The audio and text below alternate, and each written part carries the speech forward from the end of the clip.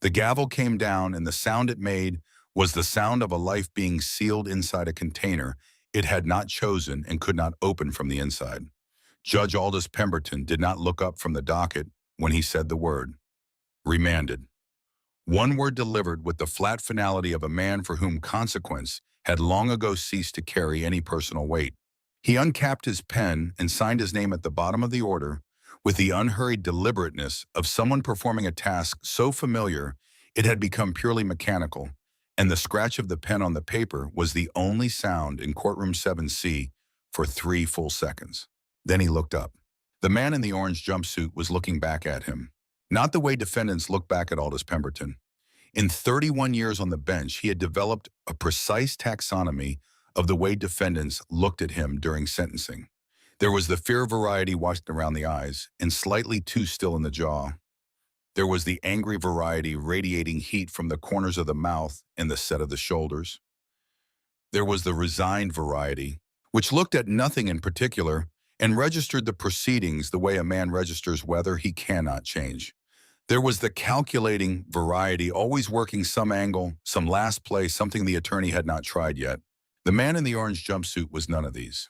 He was sitting with his forearms resting loose and parallel on the defense table, his back precisely vertical in a way that did not suggest effort, his expression carrying the specific quality of a person in the middle of a task that requires total concentration. Not waiting for something to happen, doing something, right now in this moment with full deliberate attention. Pemberton held the gaze a beat longer than he intended to. Then he looked away, told himself it was nothing, and called the next case. He was wrong about it being nothing. He would understand exactly how wrong in approximately 96 hours, but by then the understanding would arrive inside a context that made it entirely too late to be useful. 3 days before that gavel fell, Philadelphia was under the kind of rain that makes November feel like a personal affront. Not the dramatic, cinematic kind of rain, but the patient, cold, relentless kind that simply accumulates until everything is saturated. The streets reflected the amber of the streetlights back at themselves in long, distorted ribbons. The few people still walking at 9 in the evening moved fast with their collars up and their chins down, treating the act of being outside as a problem to be solved rather than an experience to be had. Judge Aldous Pemberton was not walking anywhere. He was in the study of his house on the main line, a house that had cost considerably more than the salary of a municipal court judge could reasonably explain, in a leather chair that had been custom fitted to his specifications, holding a glass of whiskey that had been aged 18 years, watching a fire that had been built for him by the cleaning service that came 3 times a week. The only sounds were the rain against the grass and the low breath of the central heating and the occasional tick and pop from the grate as the wood settled. He was 63 years old. He had been on the 3rd District Municipal Bench for 16 years, and before that had spent 11 years as an assistant prosecutor, building the kind of deliberate reputation that does not happen by accident.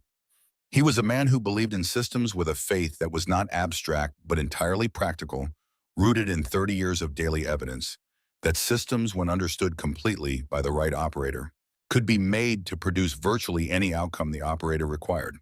He had been the right operator in the 3rd District for 16 years. Every clerk, every assistant district attorney, every bail bondsman and public defender who appeared regularly in his courtroom understood the essential geography of his authority.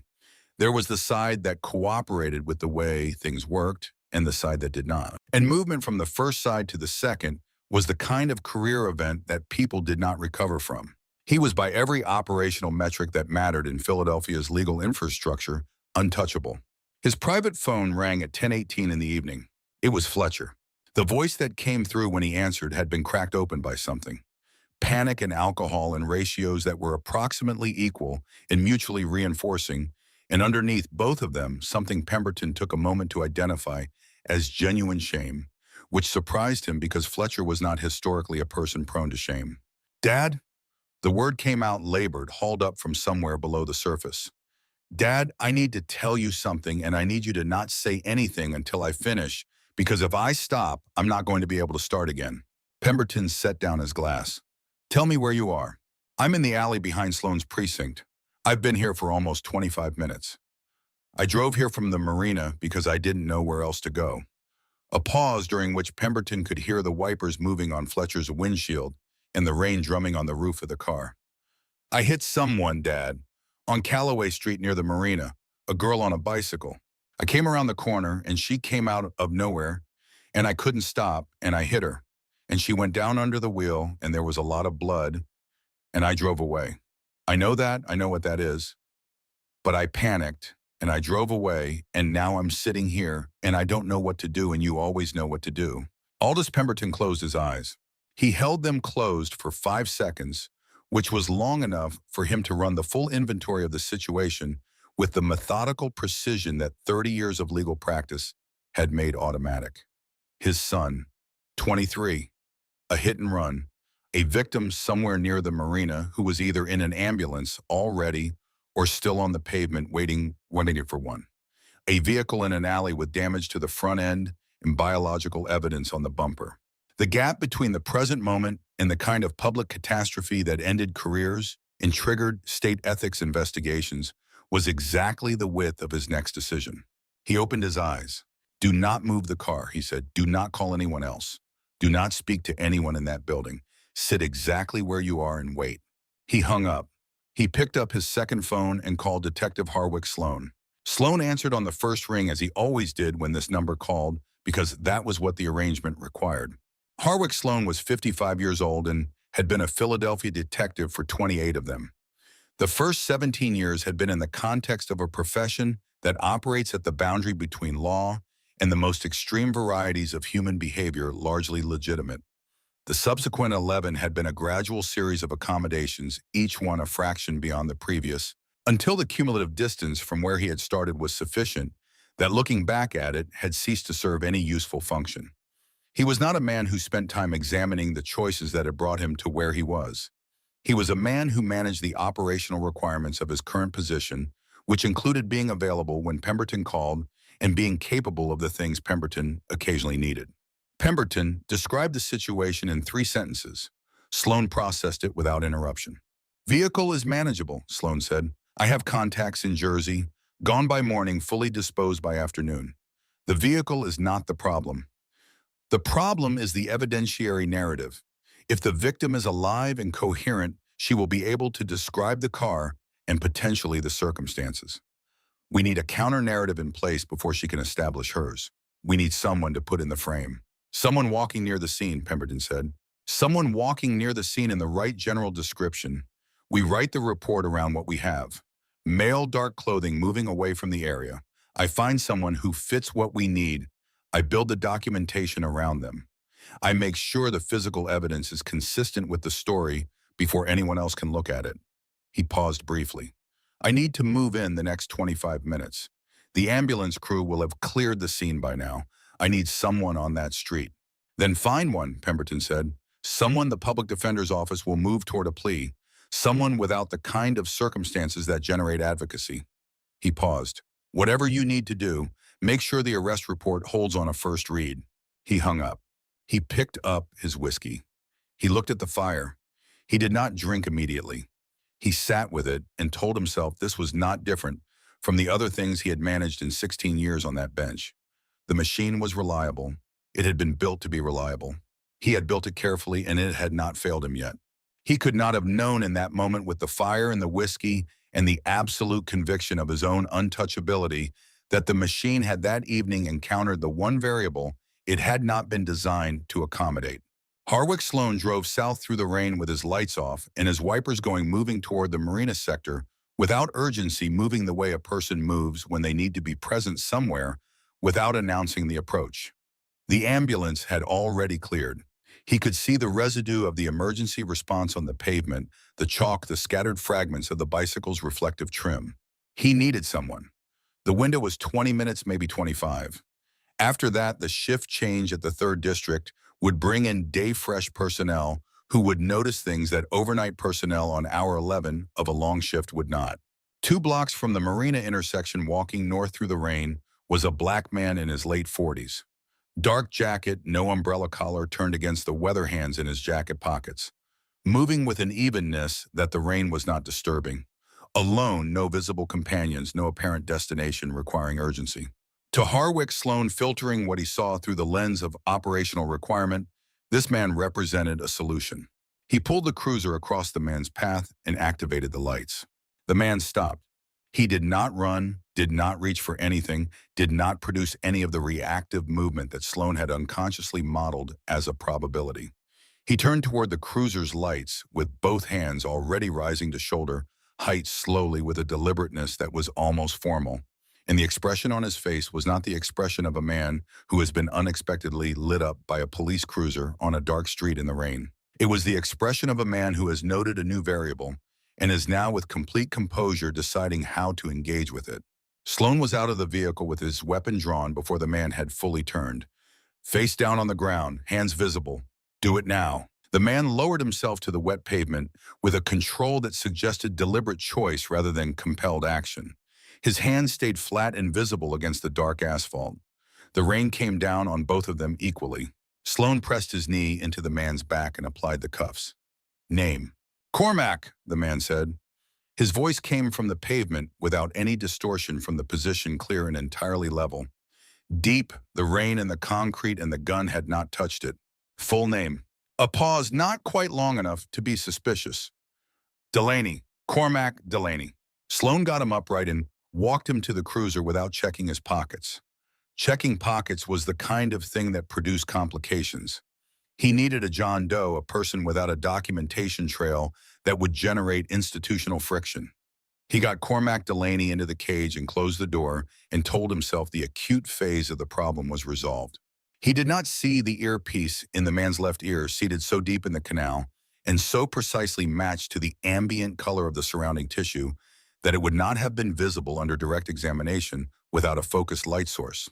He did not see the camera embedded in the second button of the man's jacket, which appeared identical to the surrounding buttons in every visible characteristic except that it was not a button.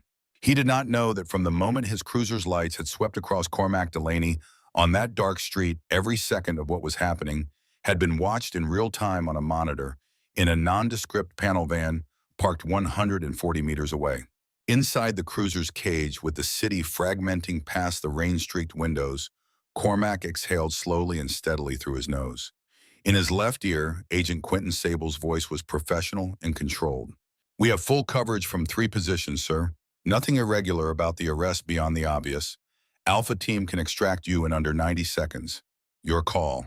Cormac looked at the back of Harwick Sloan's head through the cage divider. 21 months. That was the duration of the federal operation he commanded. 21 months of wire intercepts, financial forensics, the painstaking reconstruction of money flows through shell companies in Delaware, and accounts in the Cayman Islands, and cash transactions at restaurants and private clubs that did not appear in any public listing. 21 months of building a case against Aldous Pemberton that was, by the accounting of his task force and the assessment of the federal prosecutor assigned to the case, solid enough to indict and probably solid enough to convict. He had been 4 weeks from filing when Fletcher Pemberton drove into a woman on a bicycle near the marina. And then Harwick Sloan had driven out into the rain looking for a body to put in a story and had chosen him. Sable, he said at a volume that the partition mic could not capture. Sir, stand down all units, complete stand down. Nobody moves on this building. Nobody surveils the booking process from outside. Nobody runs a search on my identity through any accessible database without my explicit authorization. He watched the rain move on the window.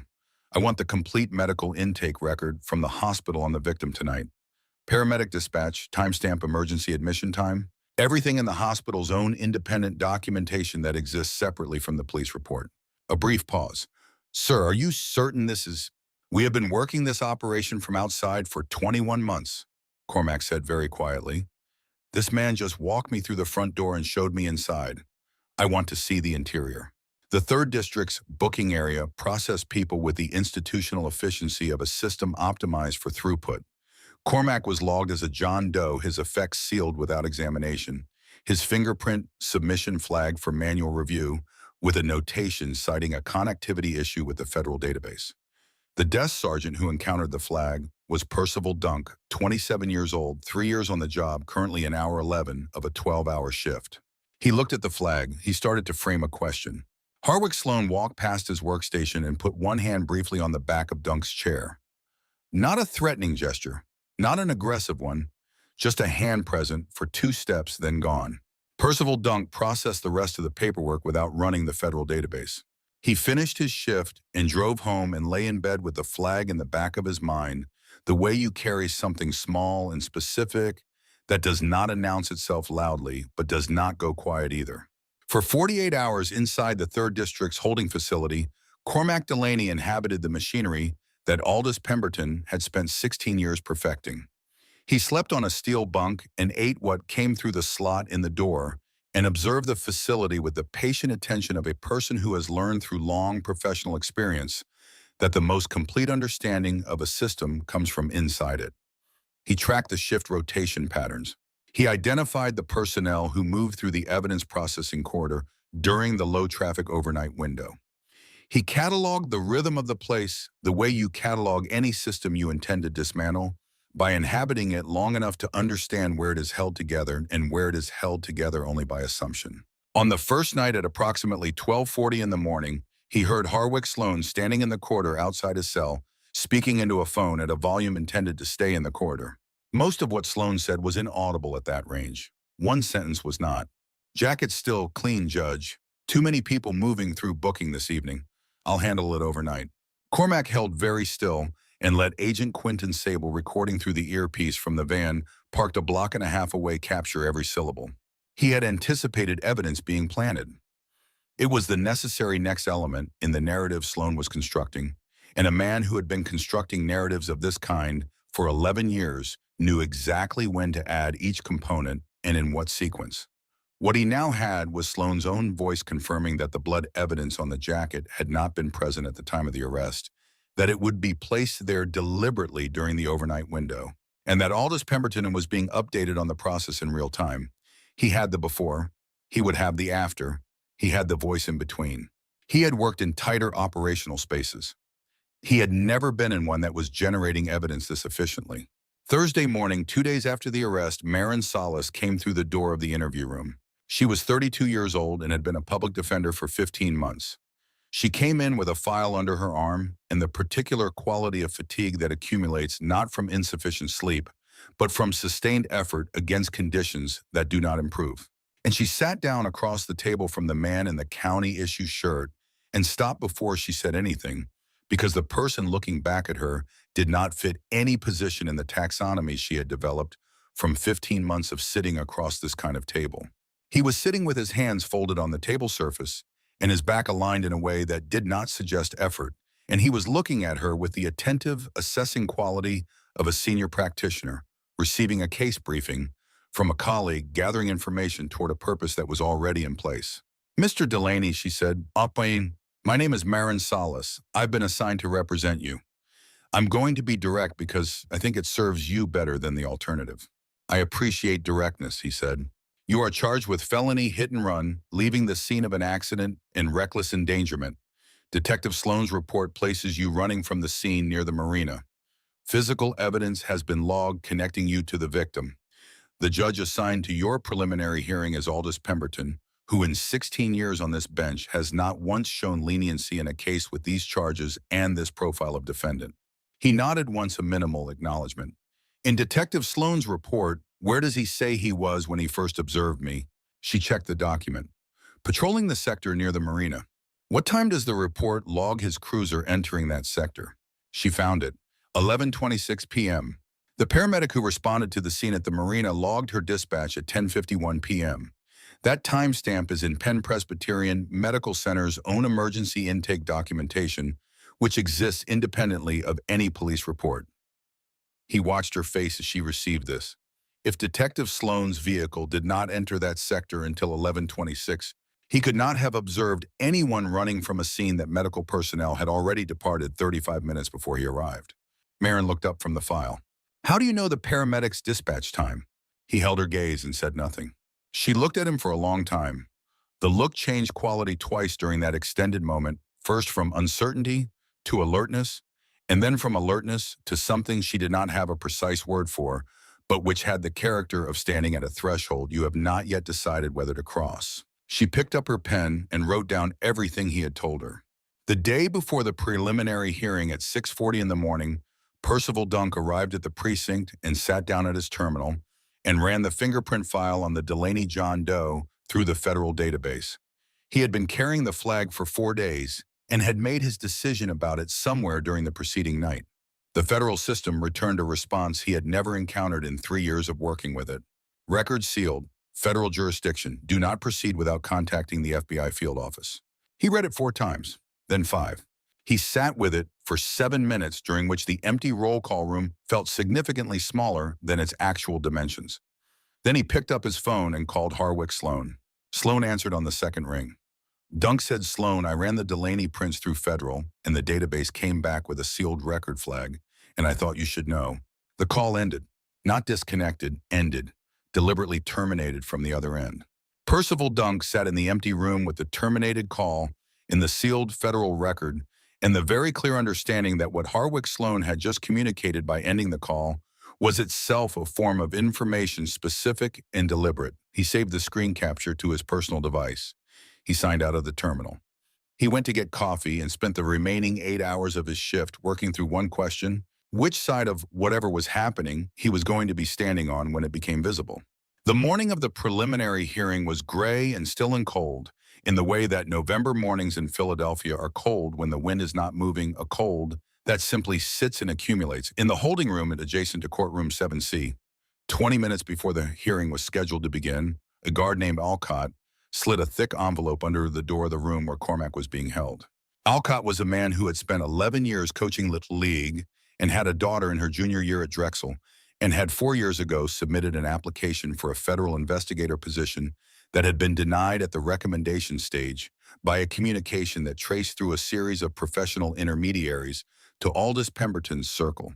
He had not known this until 2 nights ago, when Cormac Delaney explained it to him through the slot in the cell door in a conversation that lasted 13 minutes and rearranged several things in Alcott's understanding of his professional circumstances. Alcott placed the envelope and walked away without looking back. Cormac transferred it under the door gap to the interview room where Marin Salas was working through her notes.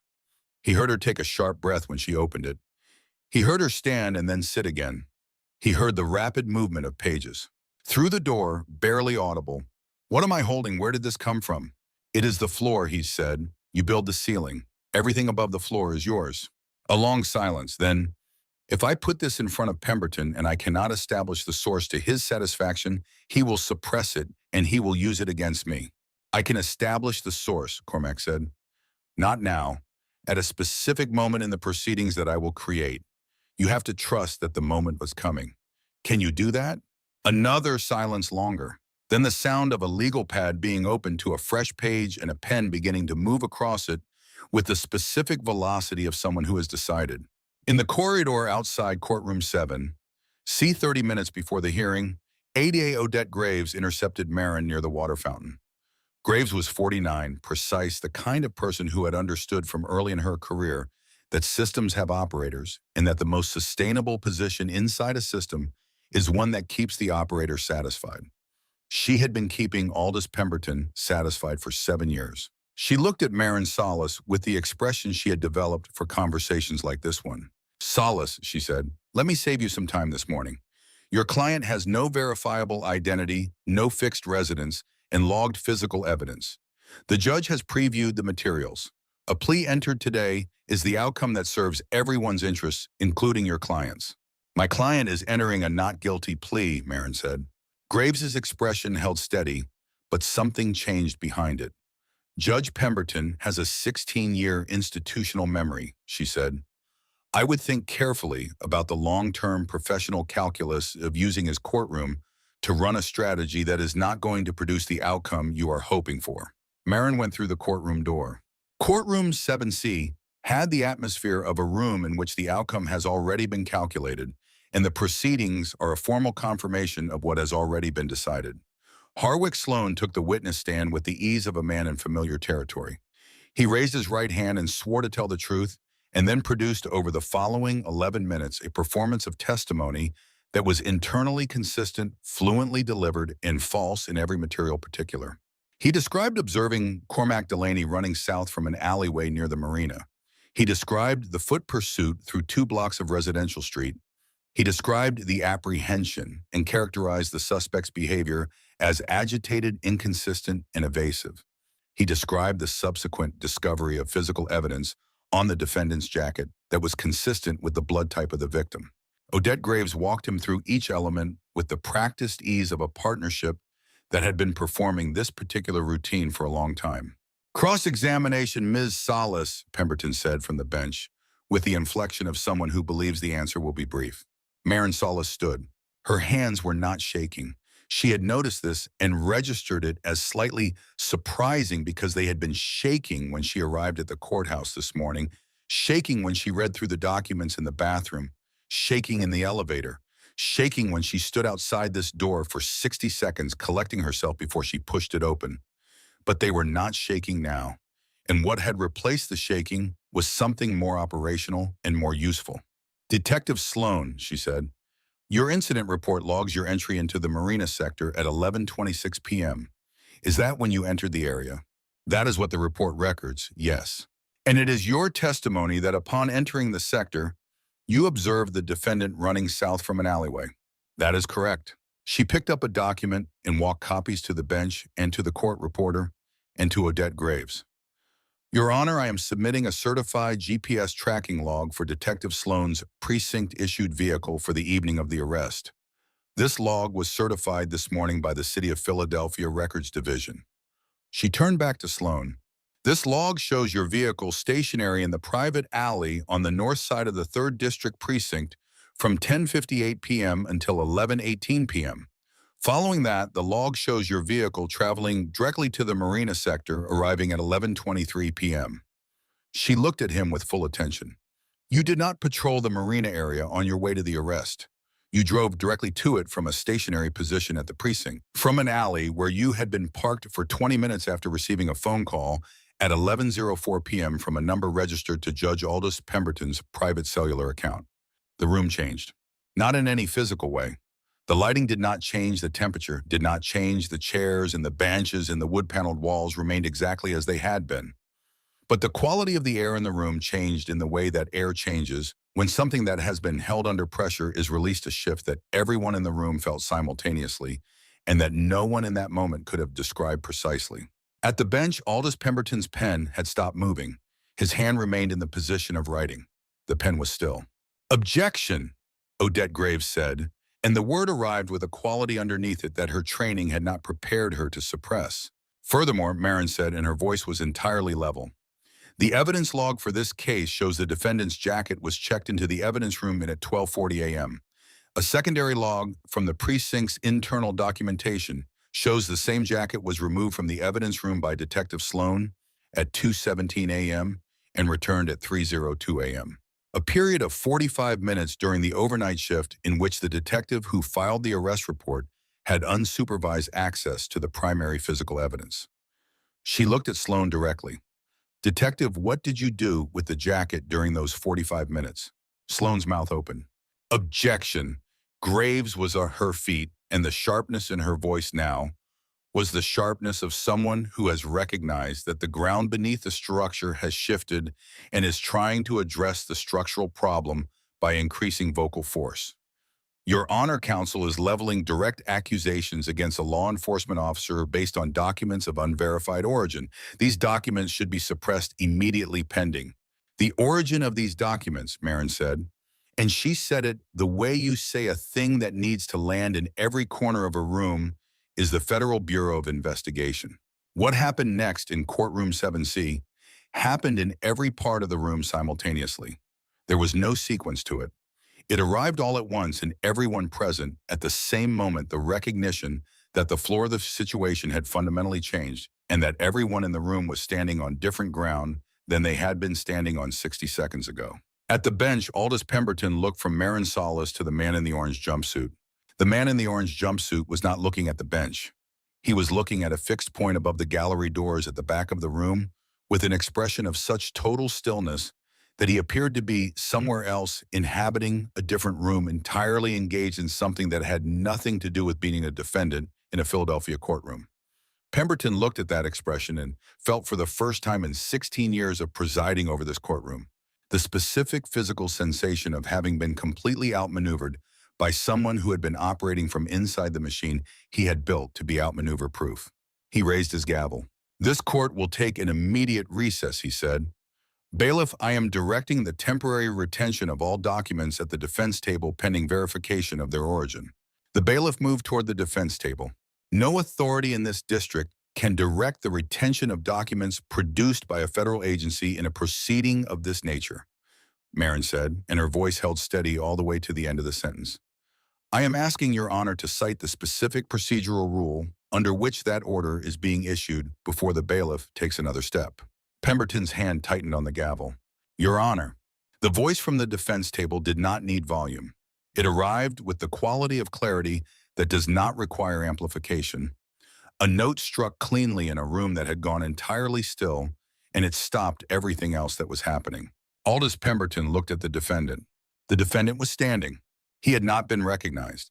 He had not asked for the floor. He was simply upright with the chains connecting his wrists hanging loosely between his hands, and he was looking at Horrocks Sloan on the witness stand with the kind of complete attention that makes the person being observed understand that they are being seen without remainder. Detective Sloan, he said, on the evening of my arrest, you generated a manual review exception on my fingerprint submission and entered a notation indicating a system connectivity error. I want one answer from you on the record. In this courtroom, was that connectivity error real, or did you deliberately prevent my prints from going into the federal database? Sloan said nothing. His hands were flat on the witness box railing. He was not looking at Pemberton because looking at Pemberton was the action that would make visible to everyone in the room that he needed help from that direction and that Pemberton was the source of it. I will answer it, the man in the orange jumpsuit said. He turned to the bench. It was deliberate. A standard submission would have returned my identity within 4 minutes of the arrest. Detective Sloan needed time to assemble the evidence he intended to place on my jacket. He needed me to be a ghost long enough to build the story around me. He looked at Aldous Pemberton directly and held the gaze. My name is not Cormac Delaney. That is an identity I provided during booking to protect an active federal operation that this arrest inadvertently intersected.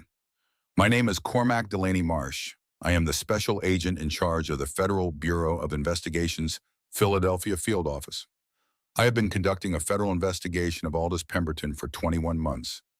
And in the 72 hours since my arrest, Judge Pemberton and Detective Sloan have fabricated a criminal prosecution against a federal law enforcement officer in order to conceal a felony committed by Pemberton's son on a public street.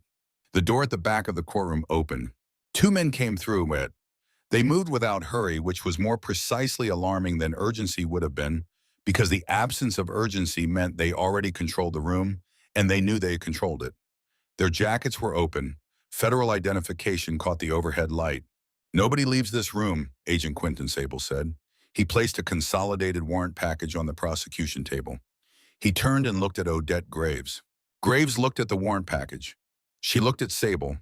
She looked at the man who had been sitting in the orange jumpsuit for 3 days and who was now standing in the room with the bearing and authority of the most senior federal law enforcement officer present, which is precisely what he was. She had been in Aldous Pemberton's operation for 7 years. She had made accommodations in those 7 years that she had learned not to examine directly, each one following from the previous with the internal logic of a process that moves you further than you intended to go before you realize how far you have traveled. She had an envelope in her bag that she had been adding to for 9 months. She had not known what to do with it. She knew now. She took the envelope from her bag and walked it to Sable's table and set it down. 9 months of documentation, she said quietly. Everything I could record. I know what that is worth and what it is not worth. But it is there. Sable looked at the envelope. Sit down, Ms. Graves. We have a great deal to discuss. On the witness stand, Horrocks Sloan had been doing the mathematics of the room for 45 seconds. The exit behind the bench was 11 feet from where he was sitting. The bailiff nearest to it had drifted inward when the federal agents entered. He had spent 28 years operating in situations where the arithmetic did not favor him, and that long history had generated in him a reflexive, almost involuntary optimism about his own odds in any given situation. He came off the stand. Agent Thaddeus Vore cleared the defense table in a single fluid motion and hit Sloan low and drove him into the hardwood floor with a sound that transmitted through the wood of every bench in the room. He had Sloan secured and cuffed in under 4 seconds. Harwick Sloan, Vorse said, applying the restraints with steady professional economy. You are under arrest for conspiracy, obstruction of justice, civil rights violations, evidence tampering, and the fabrication of false arrest documentation. You have the right to remain silent. A brief pause. I strongly recommend it. Agent Sable came to the defense table with a key and freed Cormac Marsh's wrists. The chains fell. Cormac rolled his shoulders once, and what had been contained by the jumpsuit and the chains and 72 hours of deliberate concealment expanded back into the room. He was a different person in the space than he had been 20 seconds ago. Not in appearance, not in voice, but in the quality of the authority he occupied, which was the authority of the most senior person present. He walked to the bench. Aldous Pemberton had not moved from his chair. He was holding the gavel in both hands with his knuckles white against the wood, and he was looking at the man approaching him from below the partition with the expression of a person who has run every available response and found that none of them is viable. The Cayman account, Cormac said, resting his hands on the partition railing. His voice was quiet and entirely steady. Registered under Dorothea's birth name. The balance 18 days ago was 2.9 million. The last deposit was 160,000 wired through a Wilmington shell that connects to the Marano family's construction operation in South Jersey. The same family whose three principals you sentenced to 18 months each on the charges that carried a mandatory minimum of 7 years. He watched Pemberton's face receive this information. The secondary ledger in your private office, the legal text on the third shelf with the false panel behind it. We have had the contents for 11 weeks. We also have your correspondence with Harwick Sloan from 2019 onward, which includes 14 cases by docket number in which you directed him to manufacture or suppress evidence. He straightened. We had all of this before your son drove through a red light near the marina. We were 4 weeks from filing, and then you gave me 72 hours inside your own operation. Pemberton's mouth moved. Then, I can give you the full city council. I can give you the Port Authority chairman. I can give you the deputy mayor's office, going back 10 years. Recorded conversations, financial documentation, everything you need to build cases against all of them. Just tell me what that cooperation produces for my situation. Cormac looked at him for a long moment. We have the city council, he said.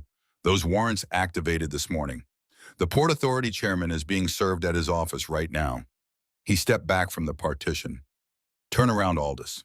The gavel slid from Pemberton's hands and hit the bench and fell to the floor below, and the sound it made landing on the hardwood was small and entirely without the authority of the sound it made when a man of power used it to end a proceeding.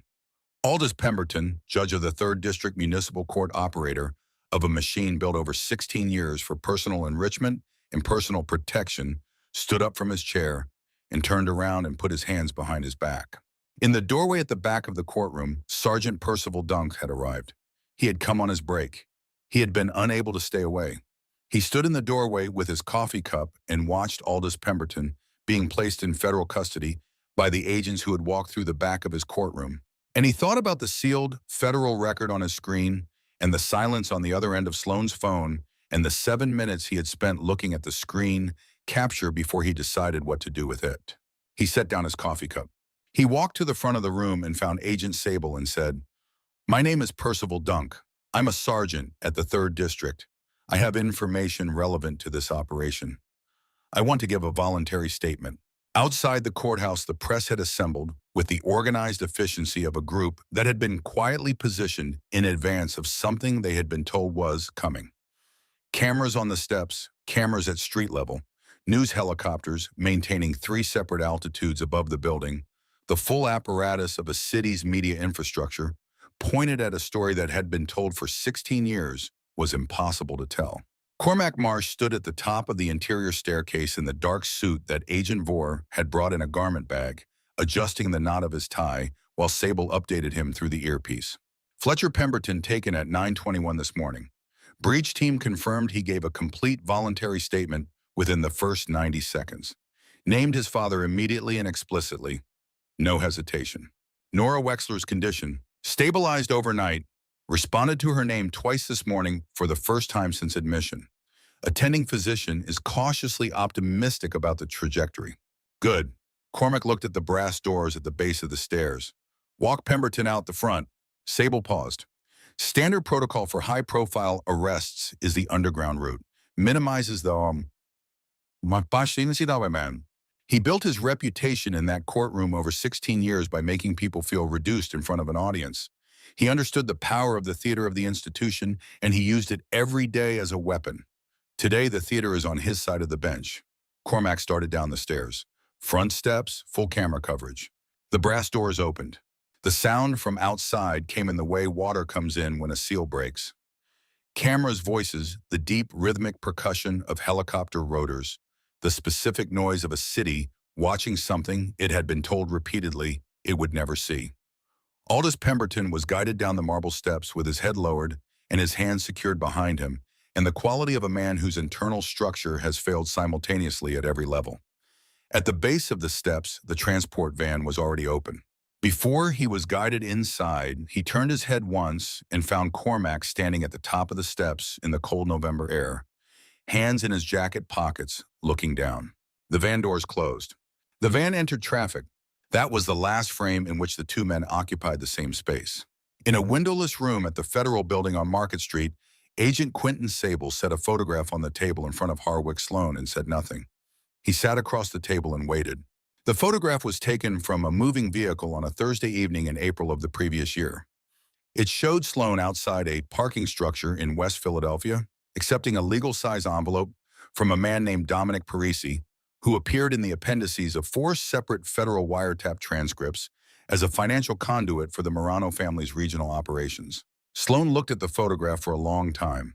He was 55 years old and had been doing this work for 28 years, and he understood with complete clarity what the production of a single photograph meant about the totality of the documentation that existed.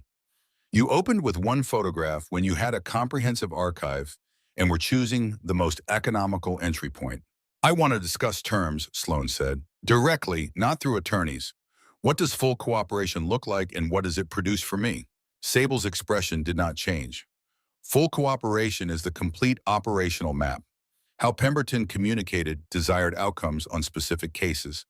How money moved from the Marano and Caruso networks through the bail bondsman intermediary system to accounts accessible to Pemberton. Every case in which you personally manufactured, suppressed, or modified evidence. And the physical location of any secondary records Pemberton maintained outside the official file structure. Sloan was quiet for 4 seconds.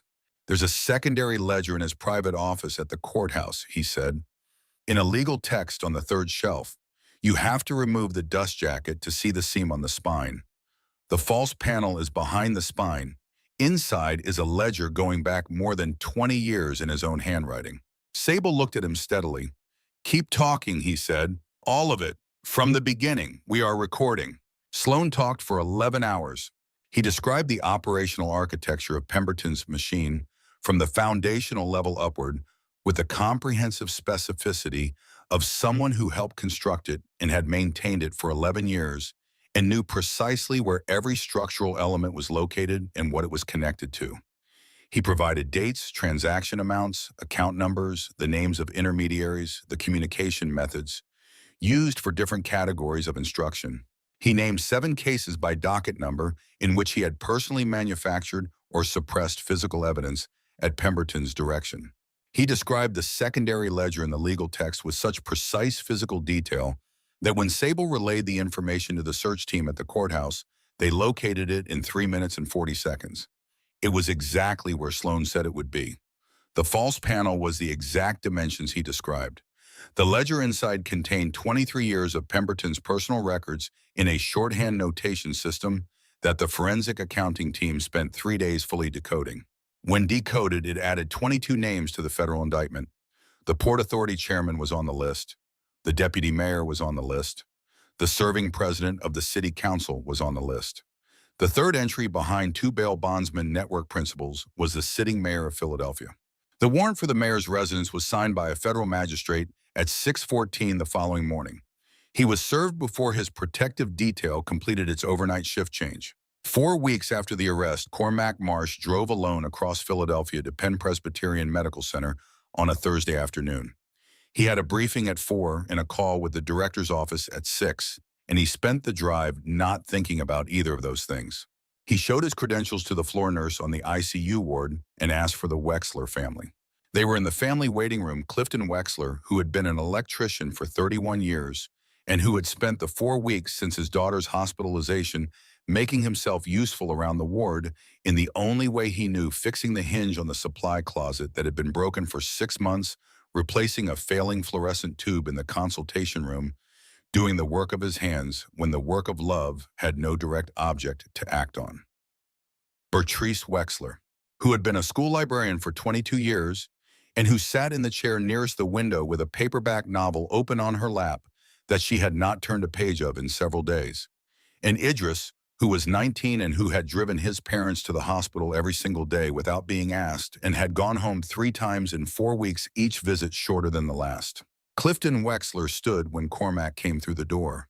He was a large man, and 4 weeks of hospital waiting had not diminished him physically, though it had worked on the lines around his eyes in ways that would take a long time to release.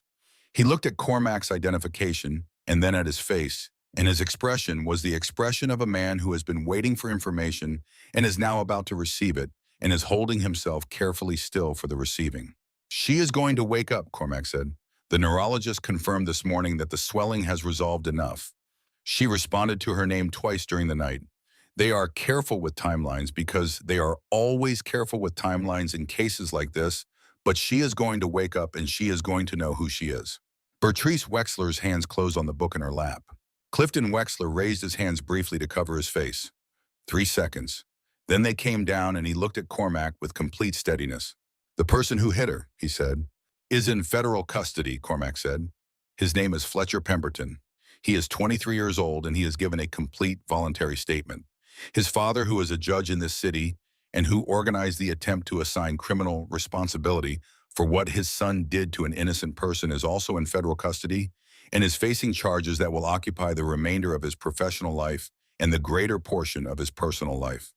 He paused. "Neither of them will be in a position to harm anyone for a very long time." Clifton Wexler extended his right hand. Cormac took it. They stood in the fluorescent light of the waiting room, 2 men who had been connected for 4 weeks by a Tuesday night in the rain, without ever having been in the same room, and the handshake held everything neither of them said aloud. Idris Wexler was looking at Cormac from his chair in the corner, with the directness of someone who has not yet developed the habit of indirect observation. "Were you scared?" he said. It arrived as a statement more than a question, but it was asking something. "Not frightened," Cormac said. He considered the question with the seriousness it deserved. "Angry? Not for myself, for what the act of choosing me represented. The specific contempt of selecting a person and assuming the institutional system would process them silently without anyone looking closely." He looked at the boy. "Knowing the actual nature of what is being done to you does not eliminate the anger, but it gives the anger a precise direction. That is more useful than fear." Idris Wexler looked at him for another moment, as if placing this somewhere specific. 6 months after the arrest, the Bern United States Courthouse had the operational appearance of a secured perimeter. Concrete barriers on the surrounding streets, federal marshals at every public entrance point, security lines extending to the sidewalk on 3 sides of the building, news helicopters maintaining regulated altitudes above the building, their cameras directed downward at the assembled media and the citizens who had gathered on the surrounding streets, many of them people whose cases had passed through the machine of Aldous Pemberton's courtroom. Inside courtroom 9, a federal judge, Harriet Odom, had been on the federal bench for 29 years and had arrived at a sentencing proceeding without the residue of preconceptions on every one of those years, because preconceptions were a form of incomplete preparation, and she did not permit herself incomplete preparation. She had read the case file over 5 days and had read certain sections twice. Aldous Pemberton sat at the defense table in standard federal olive issue. He had lost more than 30 pounds in 6 months. The loss had rearranged the geometry of his face in ways that made him look older than his age rather than younger than it. His hands, which for 16 years had moved with the practiced authority of a man accustomed to shaping outcomes with his words and his presence, lay flat on the table in front of him and did not move. He had stopped performing. There was no audience left for performance and nothing left to perform toward. In the front row of the gallery, Cormac Marsh sat with Marin Salas on his left, who had joined the FBI corruption task force as a legal consultant 8 weeks ago and Percival Dunk on his right, who had submitted a voluntary statement the afternoon of the courthouse arrest and had received a formal commendation from the regional director 4 months later. Dunk kept the commendation in his desk drawer. He looked at it occasionally and felt things about it that were complicated in ways he had not resolved. Judge Odom opened the sentencing file and then set it aside briefly and picked up a second document separately bound and placed it in front of her. "Mr. Pemberton," she said, "before this court deliver its sentence, you are going to hear something that will become part of the permanent record of these proceedings." She opened the second document. The investigation conducted by the FBI's Philadelphia Task Force identified 51 cases in which your direct intervention corrupted the judicial outcome for individuals who had no knowledge that the proceeding they believed they were participating in had been compromised by your conduct. I have the names of all 51 of those individuals in front of me. She looked at him over the top of her reading glasses. The look held nothing personal in it and nothing performative, only the weight of an institution confronting the specific variety of its own betrayal. "I am going to read every one of those names into the permanent record of this proceeding." She did. She read 51 names at the pace of someone who understands that each name represents a complete human life that was handled by a corrupt system as if it were a line item. She did not hurry. She did not vary her pace.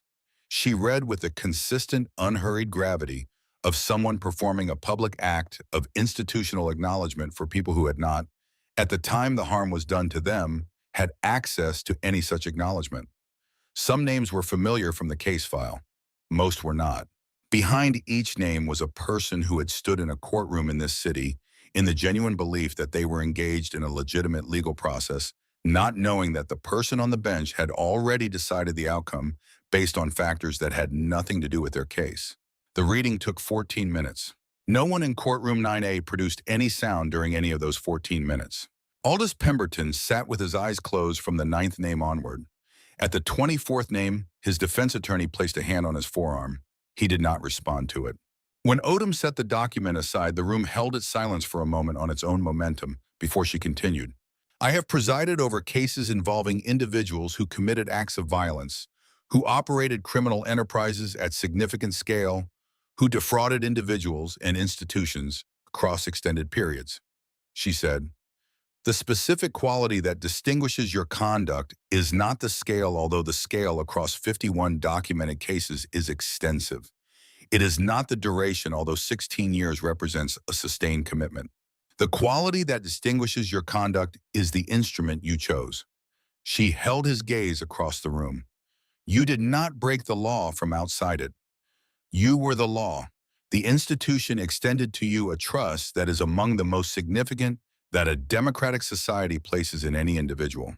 The power to determine in a context that carries genuine authority whether a person is treated justly. You converted that trust into a mechanism for personal enrichment and personal protection. You operated a corrupt machine inside the institution for 16 years, and you operated it in a way that was designed to be invisible to the people it was operating on." She paused. "That is the specific nature of what you destroyed. Not simply 51 cases, not simply 51 outcomes. The capacity of 51 people to believe that the institution was what it represented itself to be." She picked up the sentencing order. "For the federal charges of racketeering under RICO wire fraud conspiracy to obstruct justice civil rights violations in 51 documented cases, evidence tampering, and the systematic direction of criminal conduct from a position of judicial authority, this court sentences Aldous Pemberton to 35 years in federal custody without possibility of parole." She set the order down on the bench surface with the precise finality of someone placing something in its permanent location. Regarding the application from defense counsel for placement in a minimum security facility or for a protective custody arrangement, that application is denied in full. You are remanded immediately to United States Penitentiary, Cumberland General Population. The sound Aldous Pemberton produced in response was not a word. It was the sound that arrives before language does at the level of the body registering a consequence that the mind has not yet processed into form. He was upright, held there by the 31-year reflex of standing before authority, And then the reflex gave notice, and the two marshals flanking him caught him before he reached the floor. "They will kill me in that facility," he said. The judicial authority that had been the primary quality of his voice for 31 years was entirely gone. What was underneath it exposed now was a man of 63 who had just received a sentence that extended well beyond any realistic actuarial calculation of the years available to him. The Marano people, the Caruso network, the men whose operations I accommodated and then abandoned when the federal exposure became inconvenient. They are in that system. Cumberland is full of them. Odom, please, protective custody, solitary confinement, anything other than general population. Please. Judge Odom closed the sentencing order. Court is adjourned. The marshals moved Pemberton toward the holding door. He did not move with any coherence, his legs failing him, at intervals the marshals adjusting their grip. As they reached the door, he turned once the final available gesture in a room he would not enter again. He was looking for his son. Fletcher Pemberton had been sentenced the preceding afternoon. 14 years federal custody, a different facility, a different judge, a different docket number. He had been in the building that morning, but was not in this courtroom. The absence of him was a fact that Aldous Pemberton was receiving in this moment, with the holding room door a step away at its full weight for the first time. He had spent 16 years inside a machine designed to protect certain things. And the primary thing he had believed he was protecting had spent 4 minutes on the morning of the arrest handing him over without looking back. His gaze found Cormac Marsh in the front row of the gallery. Cormac met it and held it. "You took everything from me," Pemberton said. The volume was between public and private. "Everything I built over 30 years. Cormac waited until the room was fully still. "No, Aldous," he said. The voice he used was not the voice of someone claiming something. It was the voice of someone saying the true thing in the simplest words available. "I didn't take anything from you. I held up a mirror. You built the cage. I only locked the door." He paused. "I hope you find something worth holding on to in Cumberland." The holding room door closed behind Aldous Pemberton with a sound that had no drama in it, only the quiet final mechanical sound of a heavy door closing on a room that has no handle accessible from the inside. That sound would remain in the memory of every person present in courtroom 9A for the rest of their lives. In the front row, Percival Dunk exhaled through his nose. Marin Salas looked at the empty defense table with her hands folded in her lap. She had been thinking in the weeks since accepting the task force position about the 51 names, about the secondary ledger in the legal text on the third shelf, about what it meant that a person could occupy a position of institutional authority for 16 years and use it as an instrument of harm, and that no mechanism within the institution's own structure had generated a detection. She was going to spend years thinking about that question. 51 documented, Cormac said as if she had spoken. "How many more?" she said. "More," he said. "The review process begins next month. Odom's office and the Public Defenders Association are coordinating a structured case review. It will not restore what those people lost, but it will establish that something was taken from them by someone with authority who has now been publicly held accountable for it. That is more than they had last year." Outside the courthouse in the cold November air, Cormac Marsh stood at the top of the marble steps and watched the federal transport van carry Aldous Pemberton south through the traffic of Philadelphia toward an interstate that would take him to the rest of his life. He watched until the van was gone from the frame. Then he stood in the cold for another moment before he turned and went inside. 5 weeks after the sentencing, a padded envelope arrived at his office. The return address was Penn Presbyterian Medical Center. His name on the front was written in block letters by someone who was working at the task with the non-dominant hand, each letter completed carefully before the next one was begun. He recognized the quality of the effort in the handwriting before he opened the envelope. Inside was a single sheet of white paper. On it, Nora Wexler had drawn a figure standing in the rain. The drawing was not detailed and was not trying to be. No face, no specific features, no background or context. Just a person upright in weather that was indicated by lines moving in several directions at once, rendered with the emphatic imprecision of someone for whom the physical act of drawing currently requires more effort than it once did. The figure did not bend. The figure did not move away from the rain. It stood in the center of it, with its feet planted, and simply was present, the way things are present when they have decided that the weather is not a reason to move. Below the figure in letters that were uneven but entirely readable, "Thank you for standing in the rain." Cormac held the drawing for a long time. Then he set it on the left side of his desk, propped against the base of the lamp, where it would be visible without requiring him to look for it. He picked up the file that Agent Sable had placed on the right side of his desk that morning. Different city on the cover sheet, different district, different name at the top of an organizational chart that was in its essential structure precisely familiar. He had seen this structure before. He had spent 21 months learning its specific characteristics inside the machine that had just been dismantled. The architecture in front of him was the same. The scale reading through the preliminary materials appeared larger. He picked up his phone. "Sable," he said. "Conference room at 8 tomorrow morning. Full task force, nobody remote." He looked at the drawing on the left side of his desk at the figure standing upright in the rain, with nothing about it suggesting that the rain presented any particular difficulty. "We have a new file to open."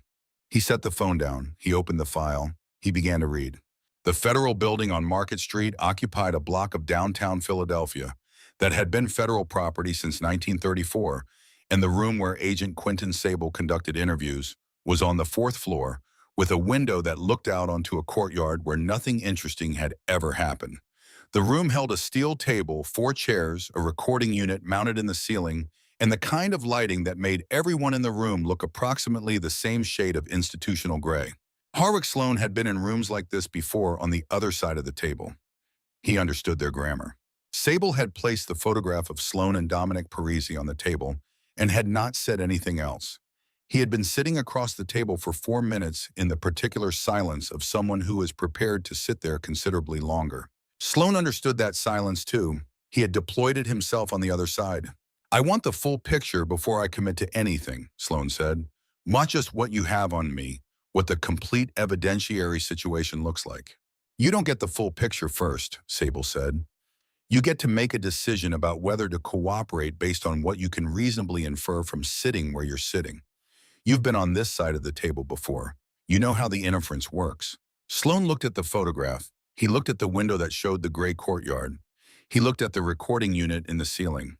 "The ledger in the courthouse office," he said. "There's a legal text on the 3rd shelf of his private bookcase. You have to take the book completely off the shelf and remove the dust jacket to see the seam in the spine. Behind the false panel, there's a ledger. He's been keeping it since before I started working with him. 20+ years of his own records in his own hand." Sable looked at him. "Keep talking," he said. "Everything. Beginning to end, we record from this point." What followed over the next 11 hours was the systematic dismantling from the inside of the machine Aldous Pemberton had operated for 16 years. Sloan described it the way a person describes a structure they have inhabited for a long time, with the involuntary intimacy of someone who knows where the load-bearing elements are because they help place them. He described the communication protocol Pemberton used for different categories of instruction. He described the financial architecture, the shell companies in Delaware, the accounts accessible through nominees, the cash movement, through the bail bondsman network that created a buffer between the originating source and the final destination. He described the case management procedure by which files were flagged for Pemberton's personal review and the specific ways in which that review altered outcomes. He named 14 cases by docket number in which he had personally manufactured, suppressed, or altered physical evidence at Pemberton's explicit direction. He described the location of the secondary ledger in such precise physical detail that the search team at the courthouse located it in 3 minutes and 40 seconds from the moment they entered the private office. The book was where Sloan said it would be. The seam in the spine was where he described it. The false panel came away from the spine in exactly the manner he explained. The ledger inside contained 23 years of Pemberton's personal records in a notation system that required 3 days of forensic accounting work to fully decode. When decoded, the ledger added 22 names to the federal indictment. Among those 22 names were the Port Authority chairman, the deputy mayor, 2 sitting members of the state legislature who regularly appeared at events endorsing the mayor's agenda, and the mayor of Philadelphia himself, whose name appeared as the 3rd entry behind 2 principals from the bail bondsman network in a notation that dated to a dinner meeting 4.5 years earlier at a private club on Rittenhouse Square. The warrant for the mayor's residence was reviewed and signed by a federal magistrate at 6:14 the following morning. The service was executed before his protective detail completed its overnight rotation. By noon of the day following the courthouse arrest, the indictment that Cormac Marsh's task force had been building for 21 months had expanded from its original scope to encompass 31 named defendants across municipal government, the bail bondsman network, and 2 organized crime families whose operations in the city had been significantly facilitated by Pemberton's machine for more than a decade. The unsealing of the expanded indictment produced in the local news coverage the specific language of geological event: earthquake, seismic, the kind of vocabulary that gets deployed when a structure that was thought to be fixed turns out to have been sitting on a fault line the entire time. Cormac Marsh watched the coverage from his office on the 4th floor of the federal building and felt none of the satisfaction that the coverage assumed he should feel. What he felt was the specific exhaustion of a person who has been doing something for 21 months with full attention and has now reached the end of that particular sustained effort and finds that the space where the effort was is temporarily empty. The machine was down. That was not the same thing as the problem being solved. The problem was the existence of conditions in which machines like this one could be built and maintained for 16 years without detection. That problem was not going to be addressed by the indictment, but the indictment was what he had. And it was real and it was complete, and 51 people who had been processed through Aldous Pemberton's machine without knowing they were being harmed by it were going to have at minimum the institutional acknowledgement that something had been done to them. That was not nothing. Fletcher Pemberton spent the weeks between his arrest and his sentencing in federal detention at a facility in Delaware. He had a public defender who was not Marin Salas, a man named Gerald Atkins, who had been practicing criminal defense for 26 years and who sat across from Fletcher in the consultation room and told him with the directness of someone who has had this conversation many times, that the most useful thing Fletcher could do for his situation was to be as cooperative as the federal prosecutor needed him to be, and to do it without reservation or qualification. Fletcher was cooperative. He described the evening in full, including the drinks that preceded it in the specific sequence of his actions after the impact, and the phone call to his father, and the 20 minutes in the alley behind Sloan's precinct. He described his father's instructions. He described Sloan's arrival at the alley and the conversation between his father and Sloan that he was present for. He described the vehicle's disposition, the route it was taken, the contact in New Jersey who handled the final elimination of the car. He cooperated completely and without reservation, and the sentence he received was, by the standards of the charges against him, a measure of what that cooperation was worth. 14 years, federal custody, mandatory service of 85% before any eligibility consideration. He was 23 years old. He would be in his late 30s before he saw the outside of a federal facility. The Persian rugs and the imported marble and the silk pajamas and the penthouse in Rittenhouse Square that had been purchased with money generated by his father's corruption were gone. The assets had been frozen under RICO statutes within 72 hours of the arrest and would be substantially liquidated in the process of satisfying the restitution obligations that the court would eventually enumerate. What remained of Fletcher Pemberton's life when the accounting was done was a number of years in federal custody, followed by the prospect of beginning again in a world that would know his name and what it was attached to. He had given his father to the government in 4 minutes and 40 seconds. The thought of this did not produce guilt in Fletcher Pemberton, or at least not in the immediate aftermath. What it produced was something closer to the blank exhaustion of someone who has spent their entire life inside a protected perimeter and has just discovered all at once that the perimeter was never real. Marin Salas spent the 3 weeks between the courthouse arrest and her formal acceptance of the task force position doing something she had not had time for in 15 months as a public defender, she read. She read the complete case file on Aldous Pemberton, all 212 pages of the primary investigative record, plus the annexes. She read the decoded ledger or the portions of it that had been cleared for attorney review. She read the 14 cases Sloan had named in which he had personally manufactured or suppressed physical evidence. She knew 2 of those cases. She had appeared in the 3rd District courtroom on both of them. She had represented defendants in 2 of the 14 cases that Sloan had explicitly identified as cases in which the evidence was fabricated. She had believed she was participating in a legitimate proceeding. She had counseled her clients to engage with the process in good faith. She had not known, she could not have known. But not knowing did not fully account for how it felt to read a federal document that named two of her cases as corrupted from the bench by the person who was supposed to be the most neutral actor in the room. She accepted the task force position because she understood sitting with the case file and the decoded ledger and the knowledge of her two cases that the alternative was to step back from the thing she had just been in the center of and allow someone else to do the work of addressing what it revealed about the structure. That was not something she was willing to do. She accepted. She started the following Monday. Sergeant Percival Dunk's voluntary statement took 2 hours. He described the AFIS flag, the decision not to challenge it, the subsequent independent fingerprint search, the sealed record returned the call to Sloan that was terminated, and his decision to save the screen capture and come to the courthouse on his break the morning of the preliminary hearing. The federal investigator who took his statement was a woman named Carolyn Ostroff, who had been with the FBI for 17 years and who listened to the statement with the attention of someone recording information rather than evaluating it.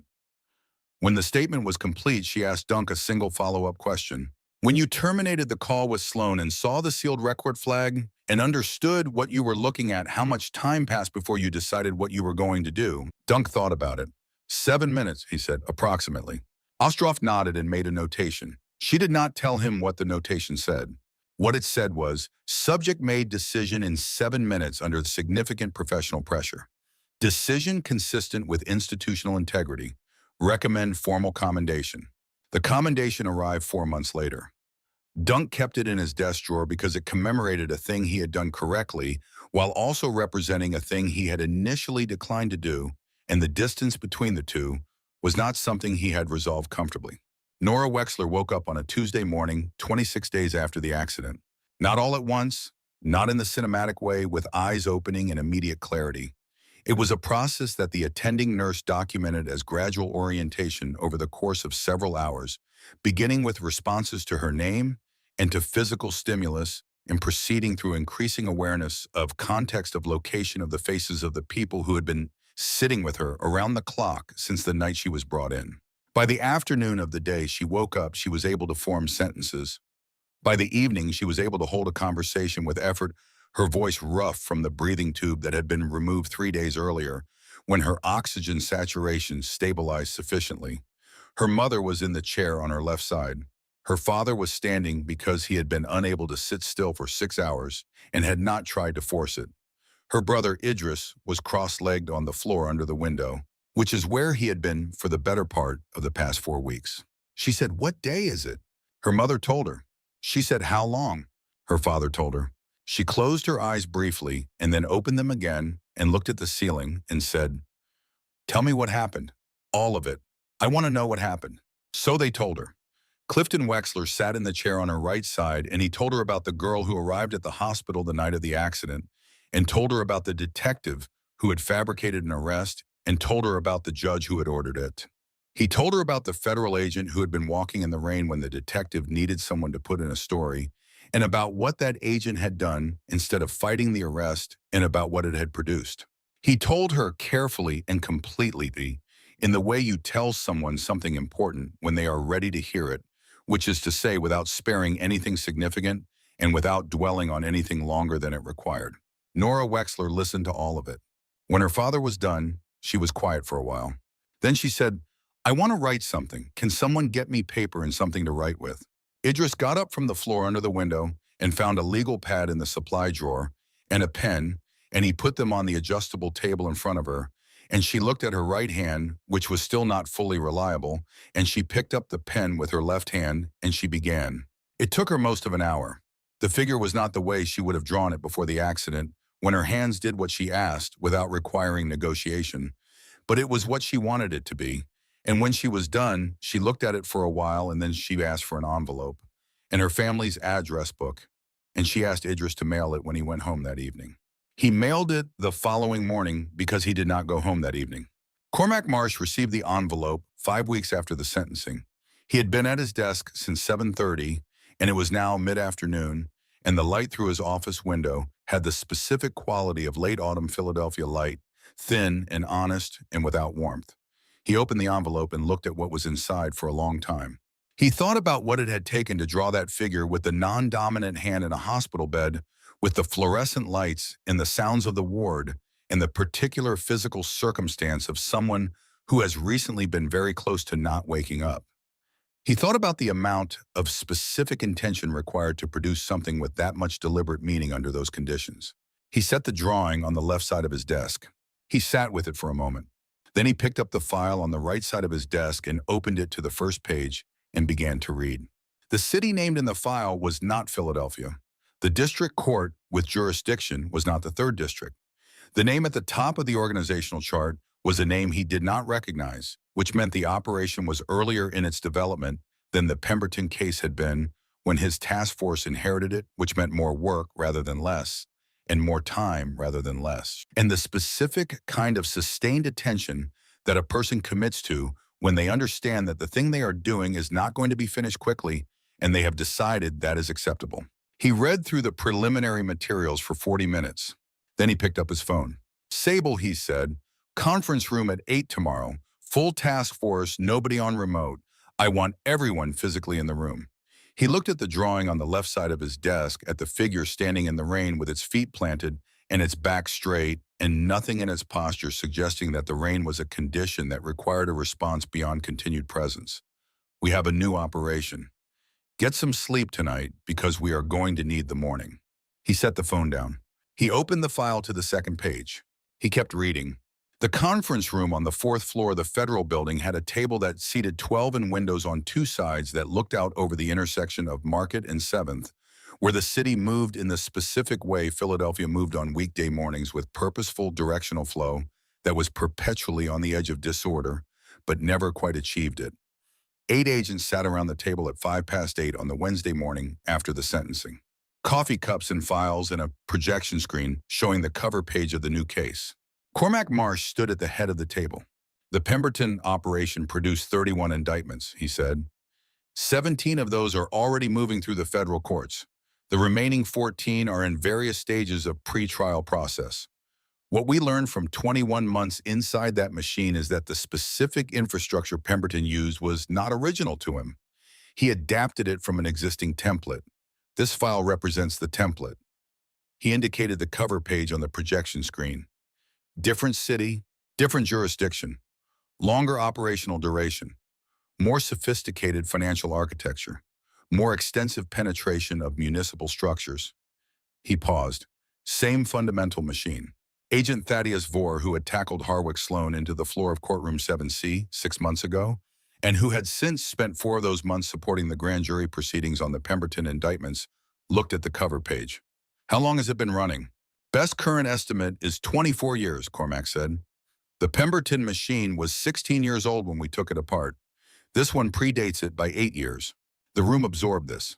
"Who made the connection between the 2 operations?" asked Agent Quentin Sable, who had been with the task force since its 2nd year, and who knew Cormac's working methods well enough to understand that the question of origin mattered to how the information had been developed. "Harwick Sloan," Cormac said, specifically the name he provided during the 2nd hour of his cooperation session that appeared as a cross-reference in the Wilmington financial records we seized from Pemberton's safe deposit box. The cross-reference led to a series of wire transfers in 2017 and 2018 that originated from the city named on that cover page and moved through the same Delaware shell network Pemberton was using. The shell network was constructed before Pemberton began using it. Someone else built it. Pemberton was a tenant. He clicked to the next slide, the organizational chart.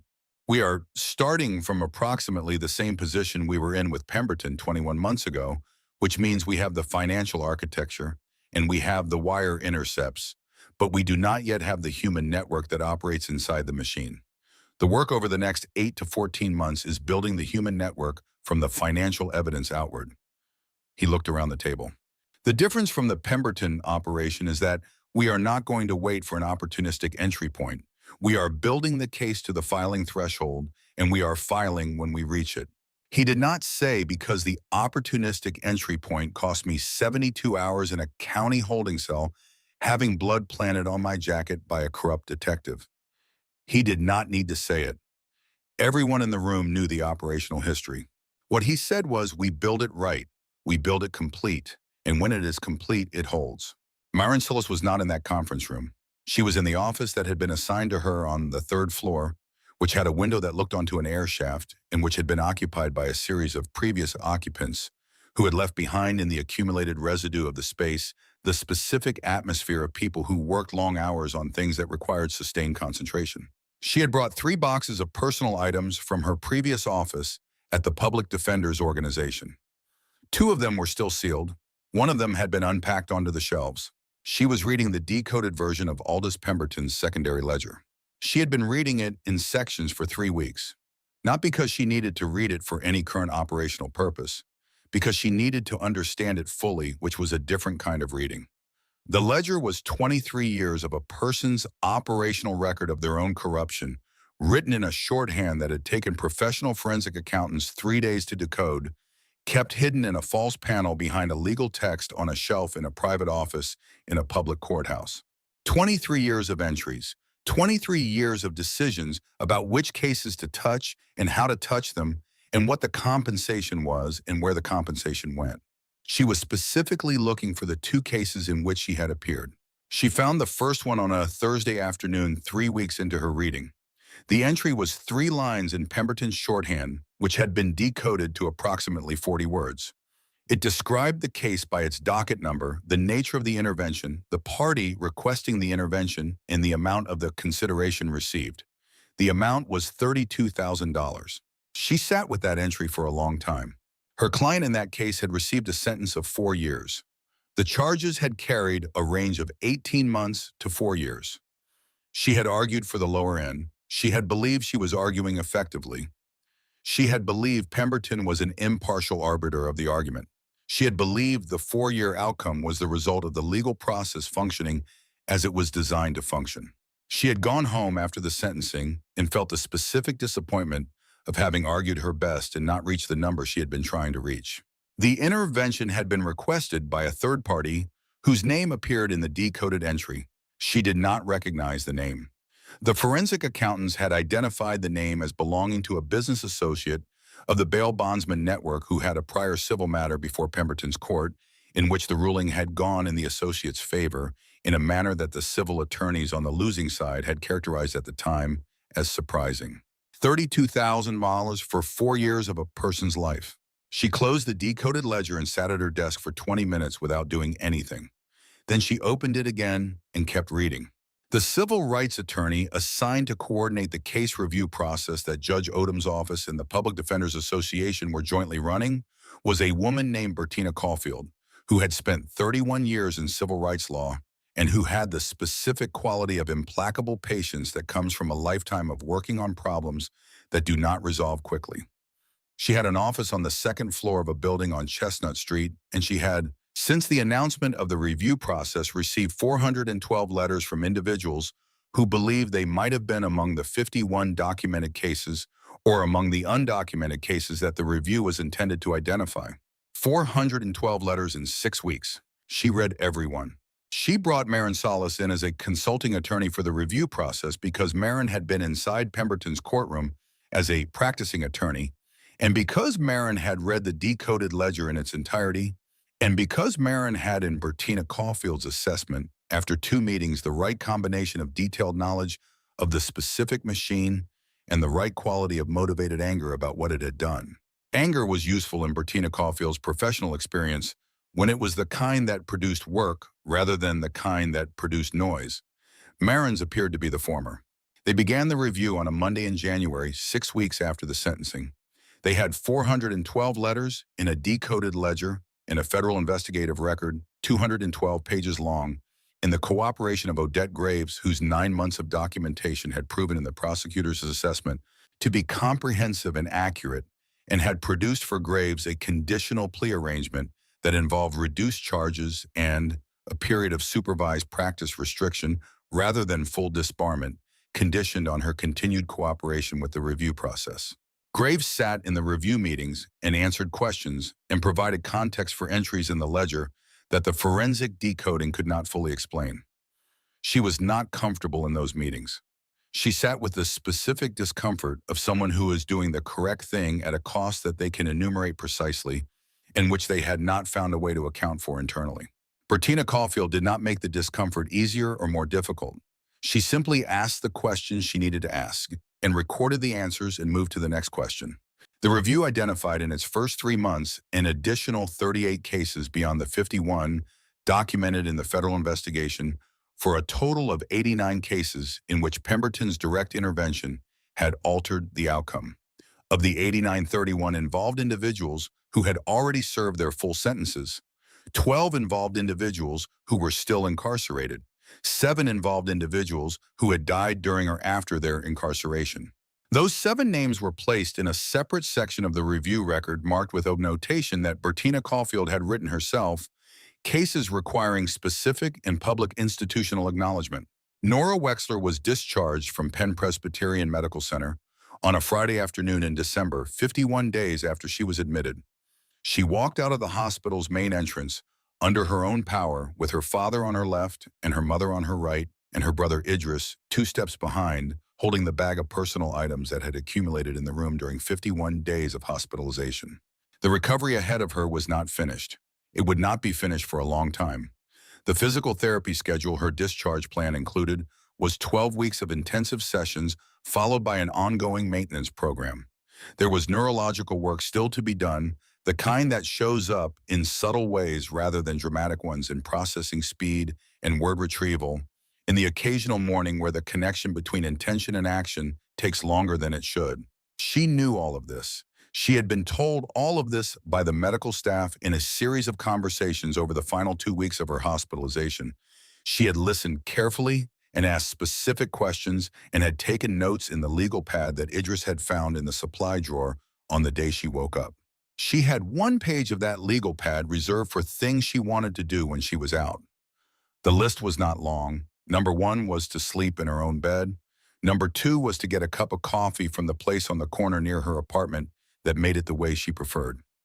Number 3 was to go back to the place where the accident had happened and stand there for a while and let herself understand it in the context of the city, in the street, rather than the context of a hospital room. Number 4, here, written in larger letters than the others underlined once, find out if there is something I can do. She did not know yet what that meant specifically, but she had read from the hospital bed the articles about the review process that Bertina Caulfield and Marin Solis were conducting.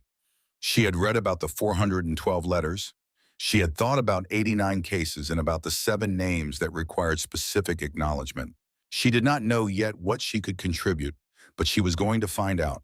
She walked out the front entrance of the hospital, and the December air was cold and sharp and entirely real, in the way that things are real after 51 days of institutional air, and she stopped at the top of the entrance steps and took a full breath of it. Her father put his hand on her shoulder. She stood there for a moment, taking the measure of what it felt like to be outside. Then she walked down the steps. The sentencing of the 31 defendants from the expanded Pemberton indictment proceeded through the federal courts over a period of 14 months. Not all at once, because the federal court system does not process 31 defendants all at once, but in groups determined by the status of individual plea negotiations and the readiness of individual cases for trial. Several of the defendants chose trial. None of them were acquitted. The evidentiary record from Sloan's 11 hours of cooperation, combined with the decoded ledger, the financial forensics, the wire intercept documentation, and the voluntary statements of Odette Graves and 8 other cooperating witnesses, was of the kind that juries did not find ambiguous. The mayor of Philadelphia resigned 4 days after his indictment was unsealed, before any formal proceedings had occurred. He released a written statement through his attorney that contained no admission of wrongdoing, which his attorney had advised, and no expression of remorse, which he had apparently chosen himself. He was subsequently convicted on 3 counts of wire fraud and 2 counts of conspiracy and sentenced to 9 years.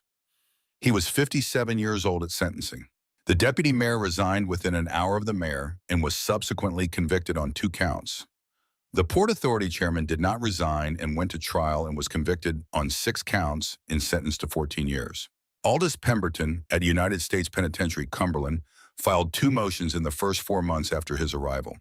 The first motion requested transfer to a protective custody unit on the grounds of credible threat of harm from other inmates.